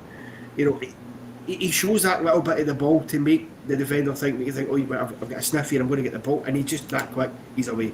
The control is quality. I know some other people have compared him to the likes of Thierry Henry and stuff like that, which is a bit clever. The ball control he's got, it's certainly reminiscent of what Henry used to do with his runs in terms of being able to weave in and out of tight areas, create space, skin 3 or 4 players without breaking a sweat, really. He's got all that in the locker, so he could be an Henry in the future. He's not there yet, but he could absolutely be that player. And I thought today again was a classic example of that. He didn't really have any clear-cut chances that you could say he missed. He could have done. Staff hadn't got in his way and defended brilliantly for Leicester. He might well have had that chance. So I think all round you've got to give him an easy 9 out of 10 for me. I was going to go 8, but fair enough. 9 out of 10. All right. Nick Pope a 10 out of 10 for the save. I think he's right. I think every time he got the ball, Fair enough. 9 out of 10 for Isak saying. Every time we've got to remember, that kid is 6'4". His legs are like that. Have you seen his legs? Yeah. And he received the ball off Elliot Anderson in the first half and just and then just gone. ASM would have tried to take that player on 4 times, and by the time he took the player on, 5 players would have been back in the defensive positions. The difference between Isaac and ASM is when Isaac takes a player on, he gets beyond them. Yeah. That is the difference. When you beat a player, you beat a player. You don't need to beat him again. Isaac beats him, and then they're done. And then moves on. He's that big. Yeah. He doesn't beat a player to just show I can beat a player, like with a bit of skill. Mate, he does it to get something out of you. Yeah. He's the potentially first best world class player I've seen in a Newcastle shirt since I was about 6-year-old. Well, I'm telling you now, right? Even though it won't get voted as it because of other reasons, that goal that he assisted against Everton when he absolutely just tightrope. It's like he was walking on a tightrope. Yeah, got it across, and I think finished it off. That to me is goal of the season because that is an unbelievable piece of football. It won't get. Michael Keane's an England international. I mean, not a very good one, but yeah. Yeah, Tarkowski's an England previous international. He turned them. I guarantee they had sore shins the next day. They were. As Connor said, he pulled inside out. You know what happened after that? Their wives pegged them. That's what happened after that. That's what happened after that, man. Because that you are Michael Keane and Tarkowski. They lost a bit of their manhood after that. But I already have some comments about what the people are saying. It's such a shame he didn't get the assist for that as well because he got a deflection. Because if it hadn't been, it's one of the best assists you'll ever see. Without that, it's not. Yeah, exactly. Colton Connor, Velcro feet. Oh my God, what a player! When talking about Isak, Velcro. Isak 8 out of 10. James Kirkham, Isak 8 out of 10. Showed some great touches. Cut inside well. Shot was too close to the keeper. Otherwise, did about as well as a forward on the wing can. Yeah, exactly. Solid 8. Ben Arfa's going for that. He's very intelligent. Knows when to turbo, when to skill, when to cut in. Yep, spot on. Isak was okay. I hope we don't have this argument in 2 years where we're having the same argument with Rashford. Is Isaac a striker or is he a left winger? Because if you listen to Samuel now on this channel, he'll tell you he's a left winger. He's an Henry. He's a left winger, a striker. Mm-hmm. I honestly think he's a narrow 10, not a wide 10. I want him more in the middle of the pitch. When he's out wide, he can only go inside or down the line. Ben Arfa saying striker. Well, if he's a little bit more central, he can go left, he can go right, he can go. I think he's better in the middle. If you had Aaron is saying the striker. If you had to have a chance to score a goal, to save your life, fall to Alexander Isak or Callum Wilson, Isak. Who would you want to? Oh God, that's a good chance. Where's this chance happening, Connor? You've got to get into specifics here. Where's this chance happening? Whereabouts in the box is it? Let's see. 1-on-1 with the goalkeeper or something, or? Yeah, you're talking. A ball's been whipped across. You're 1-on-1. You're maybe 16 yards out. So you're just inside the box. Fairly central, maybe a slight angle. It's a tough question because you would fancy both of them to put it away. That's why I'm asking. Ben Arfa's saying Wilson. He'd rather trust Wilson. No, but it's all depending on the first touch of Isaac is brilliant. You know what Wilson probably has over Isak is the creativity of the finishing. Like in terms of Wilson will find a bunch of different ways to score. Like he could twist his body this way. He, sticks his leg out there. I don't think he's got the. I don't think he's got the range out there. If you look at Wilson's goals for Newcastle, there's a wide variety Newcastle, of not finishes very inside the box. No, Wilson.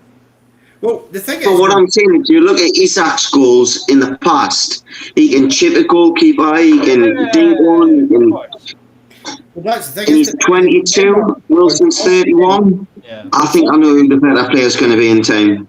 Well, it's about the decision making in these situations. Oh, Tended saying a second striker. Isak. On Thursday night, after we went forward, Callum Wilson was in straight away again, 1-on-1 with the keeper, and ended up just hitting it straight off the keeper when he probably should have scored that and made it 5-1. Didn't matter at the time because it was 4-1, so you didn't really care. But actually, that was one where, is it a case that if Alexander Isak had that, is he chipping the goalkeeper there? Is he skinning him and going round him and passing it home? Because that's the thing about Wilson is his first instinct is always, I'm going to shoot straight away. Whereas he's inclined to chip it or to maybe take that touch and try. If you look at Wilson's finish last week, he hit the goalkeeper. When he's through, when Miggy plays him through, he's 1-on-1. Another goalkeeper might say that. Oblak might say that. He actually hit the goalkeeper. He didn't. He admitted himself in his interview it was a poor finish. And I'm just thinking Isaac. I think Isaac finishes that opportunity before he gets to that point. I just think he's that much better. Personally, I love. Mate, Wilson is prolific when he's fit. Prolific, and he adds so much to the squad.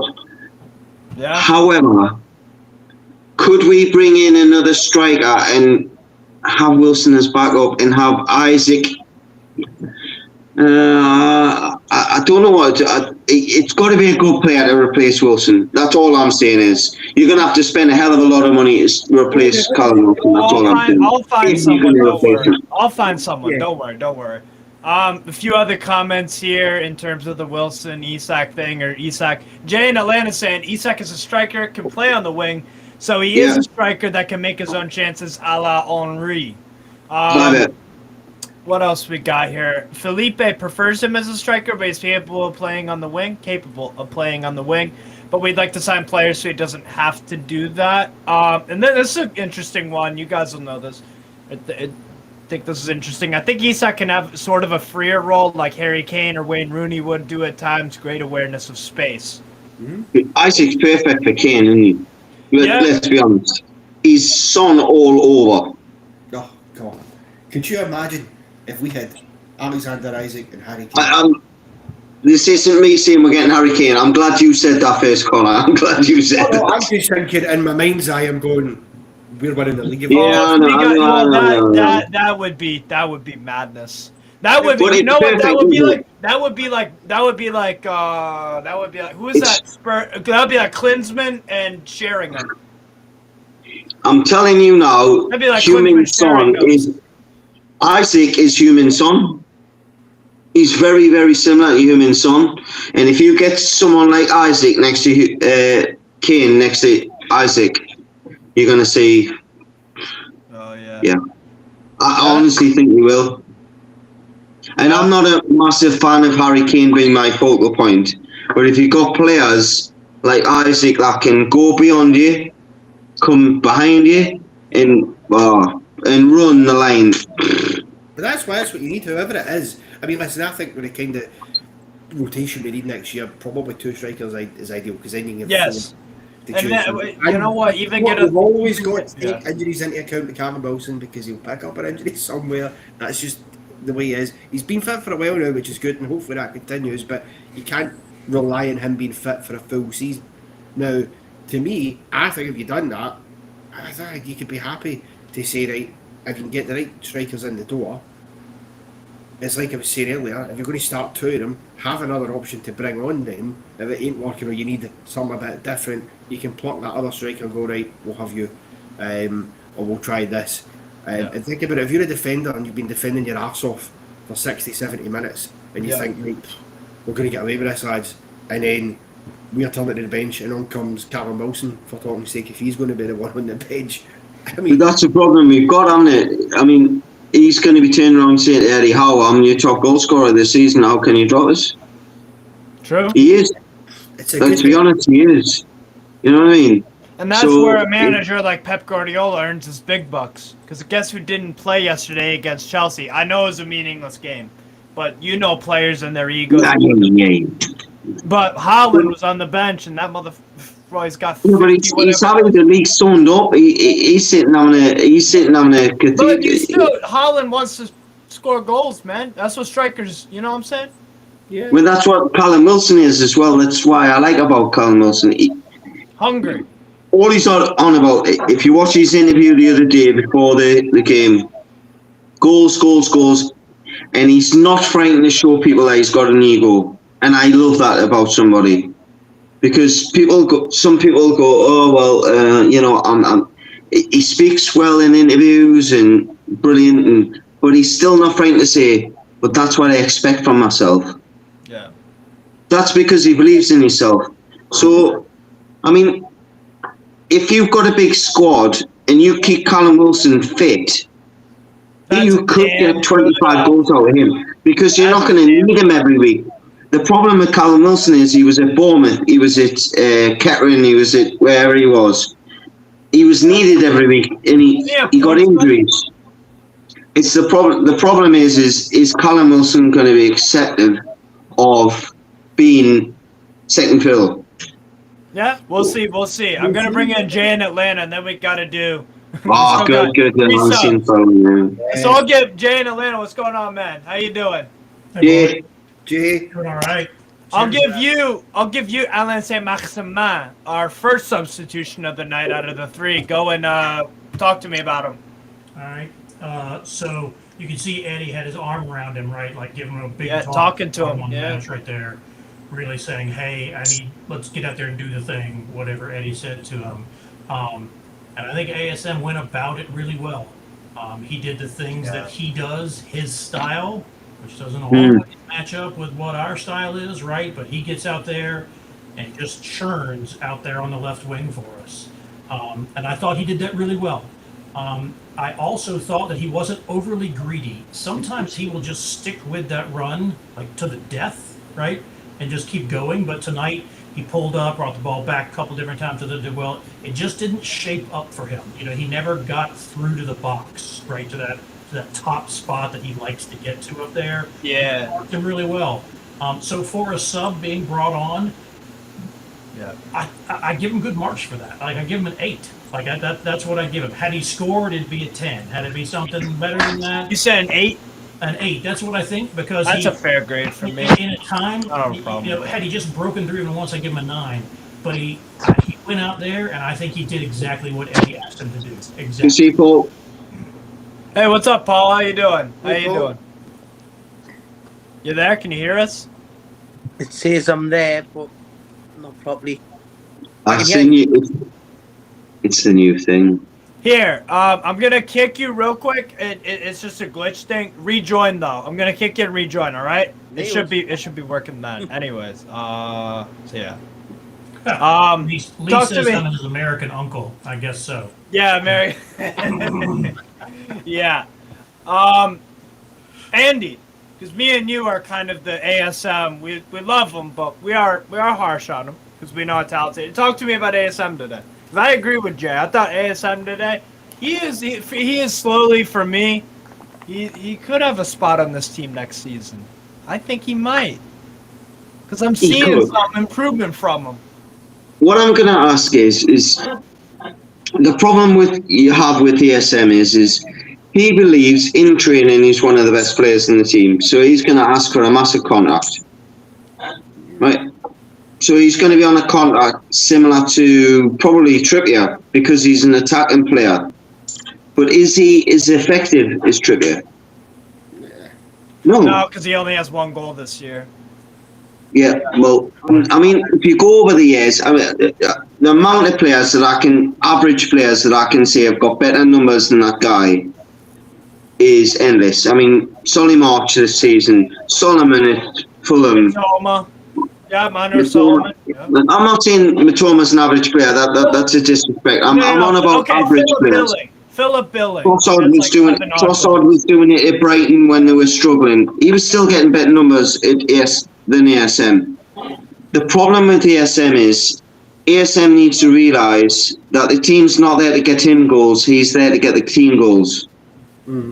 Once he realises that, then it'll click. And if it doesn't click, then he needs to go. Yeah. And in my opinion, he needs to go. Okay, fair enough. What do you think, 10? We gave him an 8 out of 10. Sorry, Jay did. I agree with that. I thought he did well tonight, though. What are you saying, 10? I mean, What do you make of ASM? ASM did what he had to do. Just give us the ball, and did good when he came on. Nothing really special. To type. He worked hard. He worked hard. That is something I'm noticing. So he won the ball back in a few crucial areas as well. He would stick his leg out, or he would I get that, but just everybody every week. Yes, deserves credit for what he brings to the team in that second half. Because I think he's I don't know. I personally don't like to see Isak. So, and I think it was Wilson that came off, and we put Isak as a center forward and ASM on the left. That one I kind of want to see a little bit more. Maybe against Chelsea just to try it out, and next season. So yeah, ASM was wanted. Fair enough. Connor, do you want to say anything about saint-maximin? The thing with ASM is he's the kind of player we all know what he's capable of doing when he's at his best. I think part of the issue for him has been adapting to the fact that we're no longer in a situation where the tactic is give it to ASM, see what he can do with the ball, see if he can get something for us out of nowhere, which he had done many times. So he's taking a bit of time to adjust to that. I think obviously his fitness has been an issue, because I do wonder why there have been opportunities over, particularly in the last few weeks, where Eddie Howe could have started ASM. Maybe because the injuries or whatever, or Murphy had a knock, so he could have started ASM, has chose not to do that. Even tonight, you could have argued he could have started ASM with Joe Winton pulling out, but that would have obviously tweaked the tactics a bit, so it's probably why he didn't.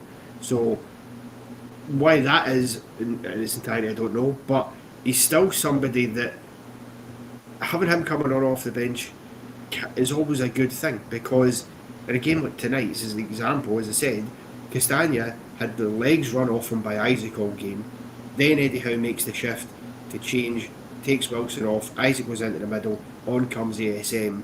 So Castagna's not getting a break, he's still going to have to work hard, and this time he's chasing ASM. The only thing, and Andy said it perfectly earlier, the ASM does is frustrating, is he wants to skin a player 3 or 4 times rather than just get past him that first time, get the ball in and create the chance.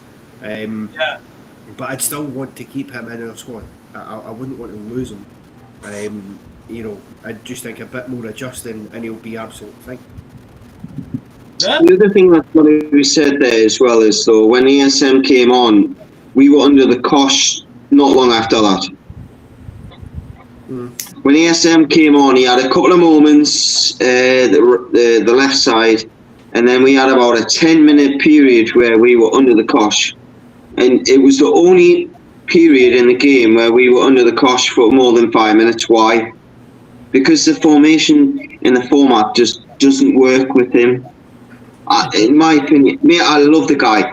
If I was going to take my son to be entertained by a footballer with him on form, I would take my son to see Alex Saint-Maximin, because on his day is absolutely, I don't even know the word for it. It's glorious. It's glorious. You know what, Andy? I was watching the Spurs podcast the other night, and they were in this guy Sava was talking about players that get you off the edge of your seat. That when they get the ball, you're like, oh, what's he gonna do? Something's gonna happen. You're talking about your Ginolas, Gascoigne. You're talking about Ben Arthas. You're talking about. We could go down the list. You could go down like just these Mavericks. The problem is, Steve, when they're having a go at you, he's going to stay up the pitch, and he will come back. He will. He's now actually coming back, and I'm actually a fan of that. He's actually coming back, and he's sitting in his shape to a degree, but that's not where I want to see him. I want to see a system where ASM can sit up higher, and if we get the personnel and we keep him on our squad, that Milinkovic is savage for us for one. You get a big tall guy and like that, flings from defenders. ASM's going to come into his own and he's going to murder teams, because he's going to be 1-on-2 and he'll bust two players. It's the things that happen the other 88 minutes of the game. It's the other 88 minutes of the game that worry me about ASM. Which is why I think that he's the kind of player somebody could come for. And I don't think that we would let him go cheap like that. That's not going to happen. But I think that somebody can see him and say, that's our guy to do a thing for us. And I do think that if somebody came with big money for him, we do not need to sell him. But if somebody came for big money, I think we would part with him to apply that I money. think Spurs. Yeah. No, wait, let me be clear. I'm not saying we need to sell ASM. That's not what I'm saying. I'm just saying that if somebody came with big money, we would do the deal. An opportunistic time to sell, basically. And this is my favorite comment of the night, by the way. James Kirkham. Newcastle United are contractually obliged to have a French Moussa Diaby. mercurial winger anyway. He counts towards our quota. It's a rare breed nowadays, because these three guys, Ben Arfa, Robert, Ginola, Yep. that's a different era of football. Even 2012, football's changed a lot. Hey, if know, we it's that do time. sell, What you got to remember is, Steve. Yeah. What you got to remember is, Steve. ASM might leave for 40 million. Let's say Jay's right and he has a decent run and he goes for 35, 40 million. Yeah. I don't think it costs more than 40 million to replace these numbers. A better player costs more money, I but think his Elliot numbers Anderson. cost less. to be fair, That's the Anderson problem. can get more than a goal. if you want to look as cool as him, that's going to cost like 80 million, right? Okay, but Only, You look at your name on, yeah, exactly. That's Neymar, Vinny Um, Jr., yeah, those kind of guys. But Let's that's not forget the last time we There's were in. not very many players in the world can do the things that he can do. he. And But it's the another things thing, that he does that. another quote I love from that Spurs show, the Football Heritage, was he said sometimes his own teammates don't even know what he's gonna do. Never mind the crowd, and that could be a benefit or it could be a, you know what I'm saying, but yeah. ASM for me. I'll keep him Lawal was around. like that. Lawal was like that. War too, mate. You know what I mean? Keeps you on your toes, which is Yeah. good. I think Ben Arfa was a bit like that, to be fair. At times. Absolutely, You didn't Yeah, definitely. But of course, the last time we were in any kind of European football back in 2012, we got Europa League. We had quite a strong French contingent in that squad. Kabay. Johan Kabay, Kabay, etc. Rufan was in that squad. Kabay, as well, man. The Senegalese duo. And do you remember when you had Moussa Sissoko at Newcastle? Yeah, Oh, yeah. Sissoko. Powerhouse, absolute powerhouse. Swan. Terrible on his toes, but Really right to have at that period of time, in all reality. But you know, something like ASM, I just think it's about the adjustments. I think Andy's right in terms of you do have to slightly change tactics a bit when he's on. Yeah, He's man. doesn't always play the way we want Yeah, to spot play on. now. But you can use him. Either you can get decent money for him. You could potentially, if you wanted to bring in a bigger, better player, you could use him as leverage as part of some sort of swap deal as well. If you were going to bigger, you could. Leverkusen, you send him and 20 mil for Moussa Diaby, Moussa possibly. Diaby too, you know what I mean? So here's the question, Steve. Yeah, Here's the question. Who would you have, ASM or Diaby? Diaby. Diaby, man. End product, Yeah. you know what I mean? Yeah. You know what I mean? And Look at the ASM for numbers me, that Diaby gets. ASM for me is a toy I like to have because wow, you know, it's more of a fun. Brilliant, yeah. But and Yeah, this is a good comment from Aaron again. It really and me is. and Andy, me and you have talked about this for donkey years. ASM needs an attacking left back beside him, a la Jetro Willems, to overlap and underlap as teams always put 3 or 4 players on him, so he has more space to operate. If we can get a Kieran Tierney, that would help Maxi a lot. Because normally it's only Willick that that's would help. out there overlapping with him. It won't help us defensively, though. yeah, it won't. It will make you guys weaker too, and Yeah. they'll beat you on that left-hand side. Right. Because if both of them go and then we get caught on that side, we're done. Yeah, you're done like Kippers. You need a mate, you holding know what I mean? midfielder there like a Declan Rice that's going to sweep up, and we haven't got a Declan Rice, so... Yeah, man, you do. But Andy, there's one positive. You got Super Matty Longstaff, mate. You know what I mean? Yeah. Being that guy who runs, like, honestly, he's like an Energizer battery.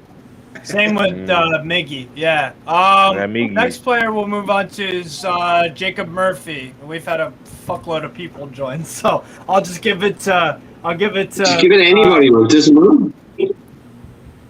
I don't know. What's everyone going with for Murphy? I'm saying, did it or do we give him an NA because he came on 77th minute? Well, Give him an No, NA? you've got to get him something. Actually, Okay. I Andy don't or Connor, what would you go with?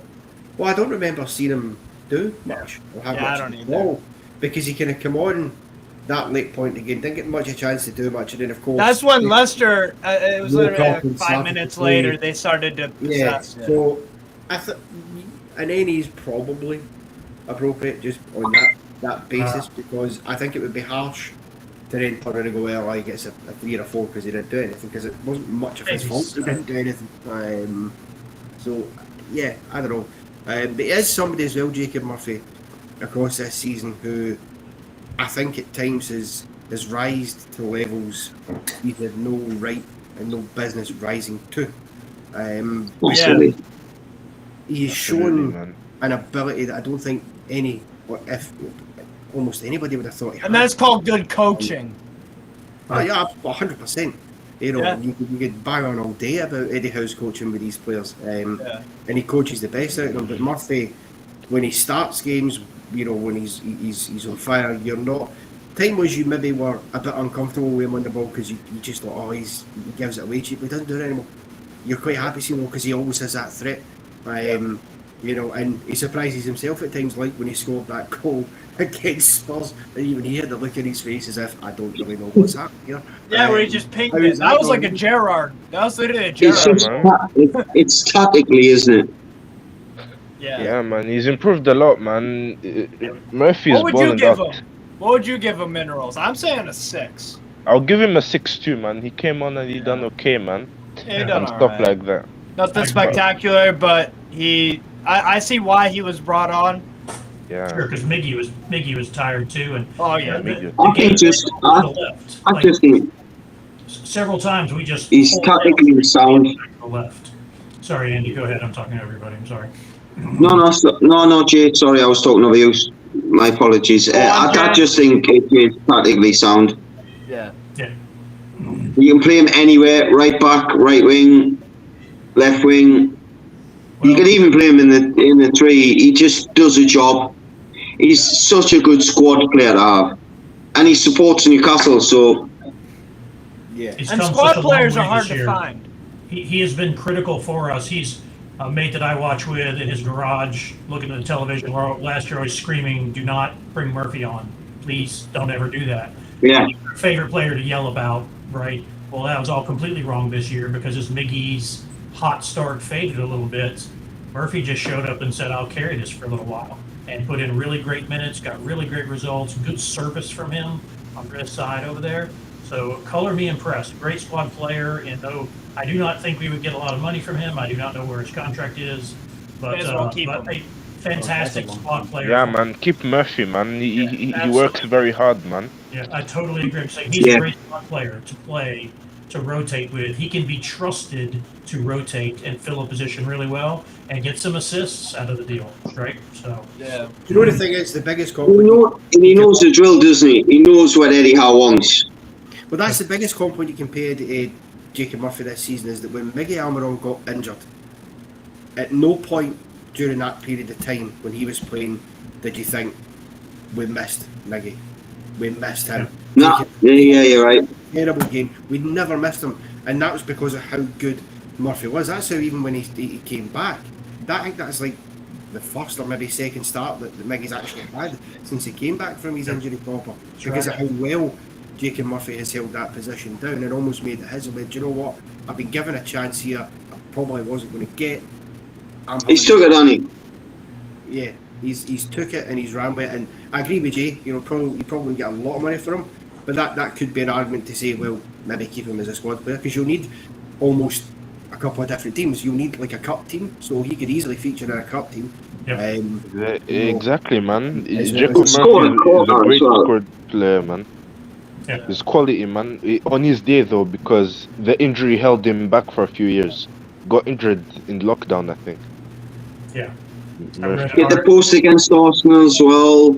Yeah. Honestly, he's been fantastic. He's hit the post against Villa early on in the season as well. He had a good game against, I think it was Villa or West Ham. When Miggy was out at the time, I think, or someone was out. And you're just thinking he's pushing here, and then obviously Miggy went on that run, and then Murphy gets in the side, and you're thinking. I was thinking the same as you, Connor. Like, oh God Almighty, we're gonna miss Miggy. I don't remember. I think the style of play changed a little bit, to be fair. Yeah. But Yeah, did we miss him? No. And I think that's the problem. I think that's why we're going to upgrade the right side this year. But we've got two players there in Murphy and Miggy that can play either side, that I would take in any squads going into a European competition with upgrades. I'd keep them too. Yeah. I'd be getting rid of ASM before them too. Yeah, man, you can keep them, but boy, like Andy, just to ask Hit the for a likes. bit, like, and hit the likes up, yeah. Just to ask, Absolutely. like, is this reminiscent to like the Bobby Robson season? Because you're old enough to remember. Yeah. Possibly. You could say that. Yeah. And you got more points, man. And you got more points than that team this season. Yeah, true. I'm spending less money, I think. Like, no, I think. Anyone When you want to talk consider about? it pound for pound, then I think it's less. Yeah. Anyone want to talk about Anthony Gordon? Came on 88th minute. Didn't really do much. Didn't do much, like, let's be I honest. think, if I'm honest here, people, and Andy, we were talking about this before we started the player scoring the players. If we're honest here, he might be one of those duds. He might, in terms of the I transfer. don't think he's a dud. Well, no. No. I'm not saying he is. I'm saying, He could be. yeah. Could be, man, but But the thing with Anthony Gordon, you've got to Sorry, sort of Paul, let me simplify add as you. well. Because when you're coming with the money we spent from as well, right? When you're coming from a team at Everton who were basically solely reliant on you to do anything good that they could possibly have, and all that weight and pressure was on your shoulders, then you come to Newcastle and you're not a starter anymore. You're not the main man. You're not the guy who's we're telling to constantly going, all right, get him in. We need something. That's hard to adjust to, because now you're part of a squad. Now you're having to fight and claw your way to be getting games, to be getting starts, to be doing anything. And I think as time goes on, because it was only January he came in, so it's, again, midway through a very good season that we're having at that point as well. I think he just needs a bit more time to bed in and get used to having that squad around him, because I think there's a very good player in there. Yeah. I think we've just been too used to having to carry a team rather than be part of a very good side. That shows you how bad Everton are. For me, Typical I'm giving Scotsman's- Gordon another season. Hey, could I just say real quick to Connor's point? Remember, ASM kind of lost his way when Eddie changed the way we played initially as well too. And ASM was getting double and triple marked by teams because if ASM had a great game, we might win back in the day. And if they covered him up, then we had no game. And it just struck me as you were saying that seems kind of the same way. So perhaps it's the same pressure for him to reorient. I don't know, maybe not. Fair comment. Fair enough. Fair enough. Gordon gets a 5, man. Anthony Gordon gets a 5. He was average, nothing much. I'm giving him an You know what I NA. mean? He was on the pitch for a few minutes, but I yeah, think fair enough. Anthony Gordon Anyhow, get better. yeah. I'll give him a 3 for winning a header. He won a header above 2 defenders, so I'll give him a 2 for that. Fair enough.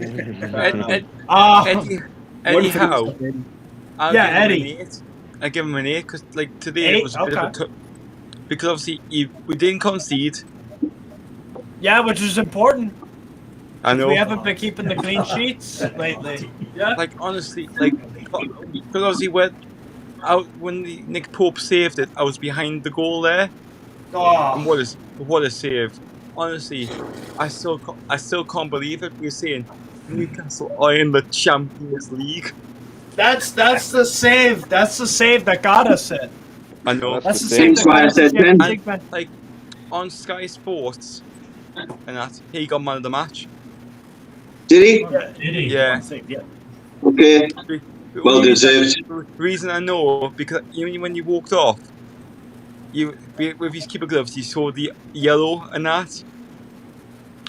I know that's the little trophy what they get.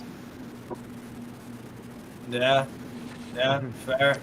Any other comments here? Ryan Room, who will take the number 11 from Richie this summer? Oh, I think Ryan's alluding to a summer signing. I think this is a great shout about Richie, by the way. Yeah. We've all talked about Anthony Gordon being young and maybe a little bit Right. naive and coming at the wrong time, because obviously the club were on the up and he came from a team that was down at the time.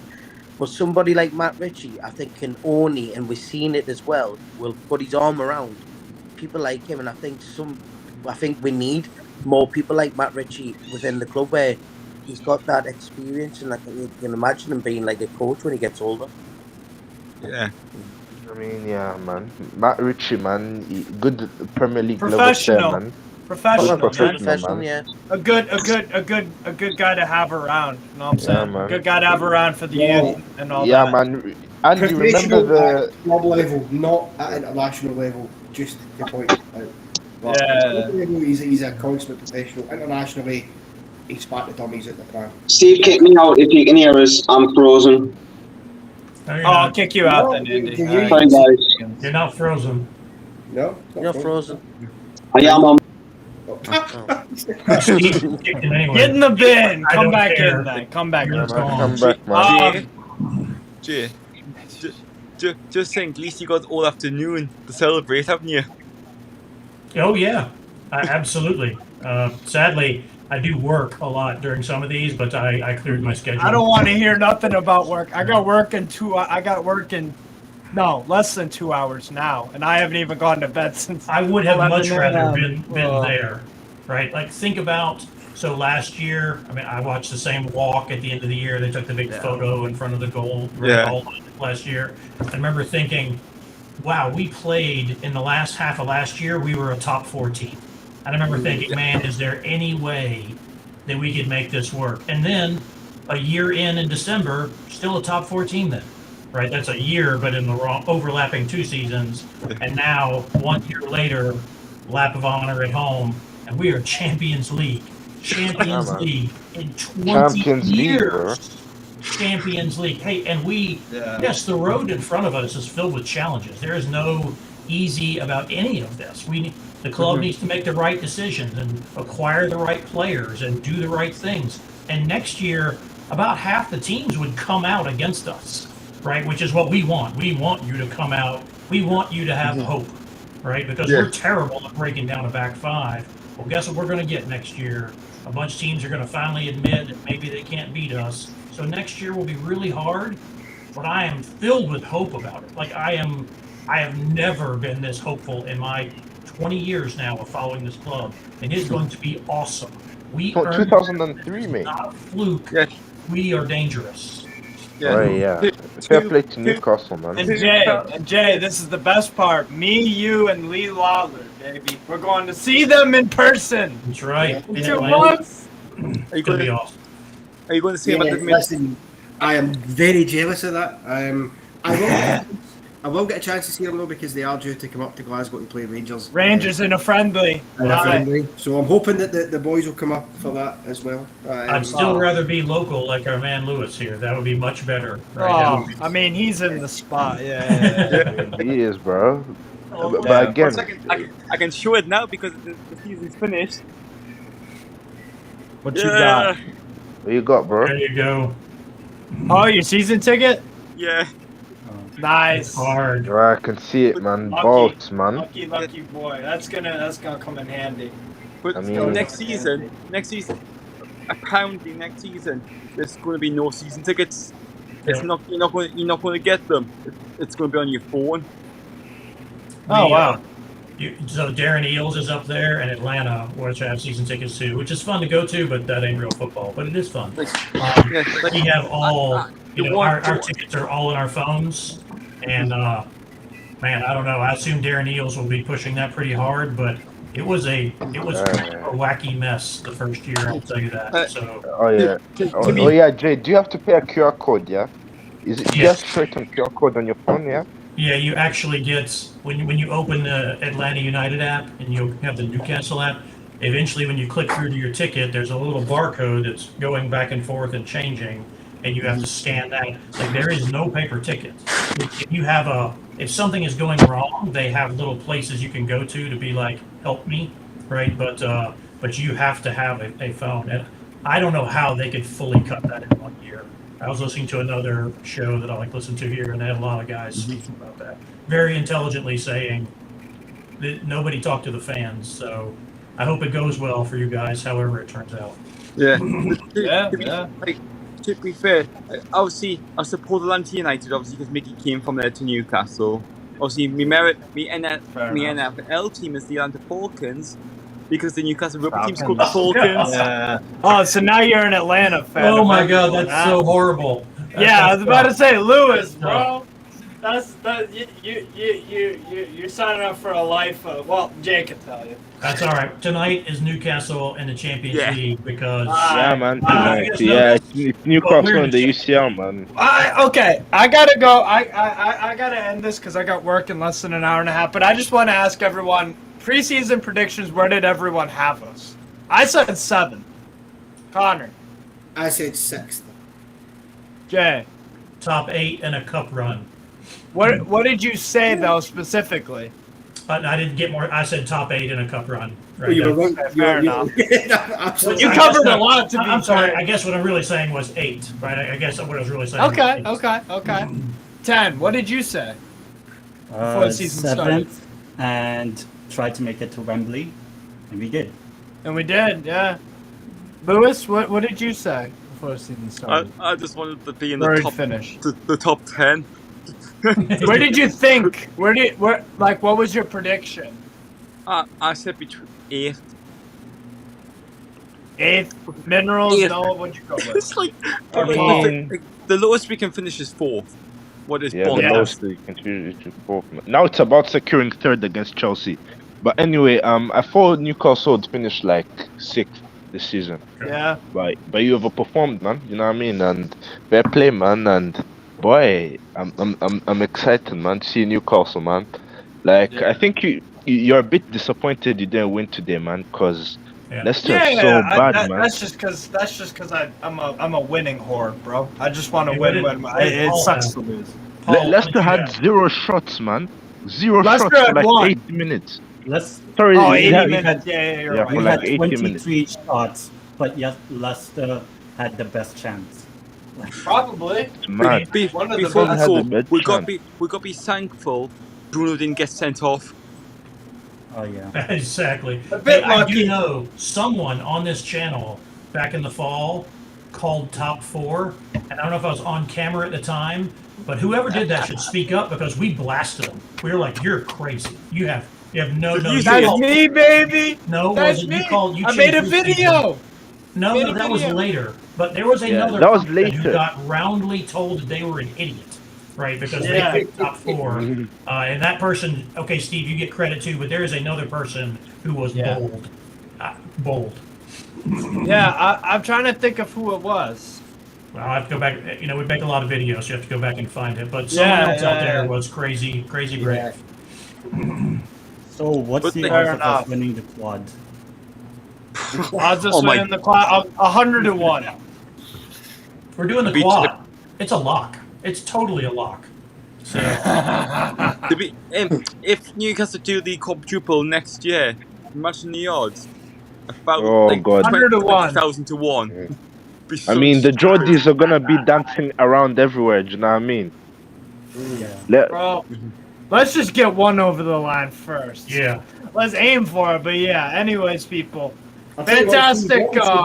if Newcastle win the treble next year, you should do a Gary Lineker and host the fan reaction in your underwear. Yeah, I'll do that. I don't give a bro. I'll you know what I'll try doing? I'll if we win the treble next year, I'll attempt to swim across the Atlantic Ocean over to Newcastle. That's what I'll try doing. You'll die, I'll man. try- You will die. You, man. Exactly. You will die, yes. But, Imagine our first trophy Yeah. is the Champions League. oh, Oh man. God. Oh, The God. fan. God help us. I'll take any of them. The fans. I will take any. Oh. It'd be like, to be fair, it'd be like Alright. 50,000 Geordies running down the quayside naked. Yeah, man. It'd be You class. will be mad, but just to reiterate, yeah, if you tried to swim through like that ocean, like I think are there sharks in the oceans, yeah, or something? Not the Atlantic Ocean because that's frozen. It's got icebergs in. Oh. Piece of shit. Yeah, he's got no chance of making it. I'm on mute. Right. Yeah. Yeah. He's gonna get hit by an iceberg. Is what's gonna happen. Anyways, people, And he's if gonna you freeze can't to hear death. me or no, oh shit, oh you can. All right, well, Yeah, we can anyways, hear we're you, in the Stevie. Champions League. Woohoo! Make sure you hit the like button, subscribe. I don't know what the goddamn Away hell the is lads. wrong with Away the my lads. laptop, but Come it is on. what it is. Away the lads, Thank you man. everyone for joining. Have a lovely night. I have to get an hour and a half sleep somehow before night shift, so yeah. Thank Have a you. good one, luck. people. Good luck. UCL! Cheers. Fucking go. Cheers.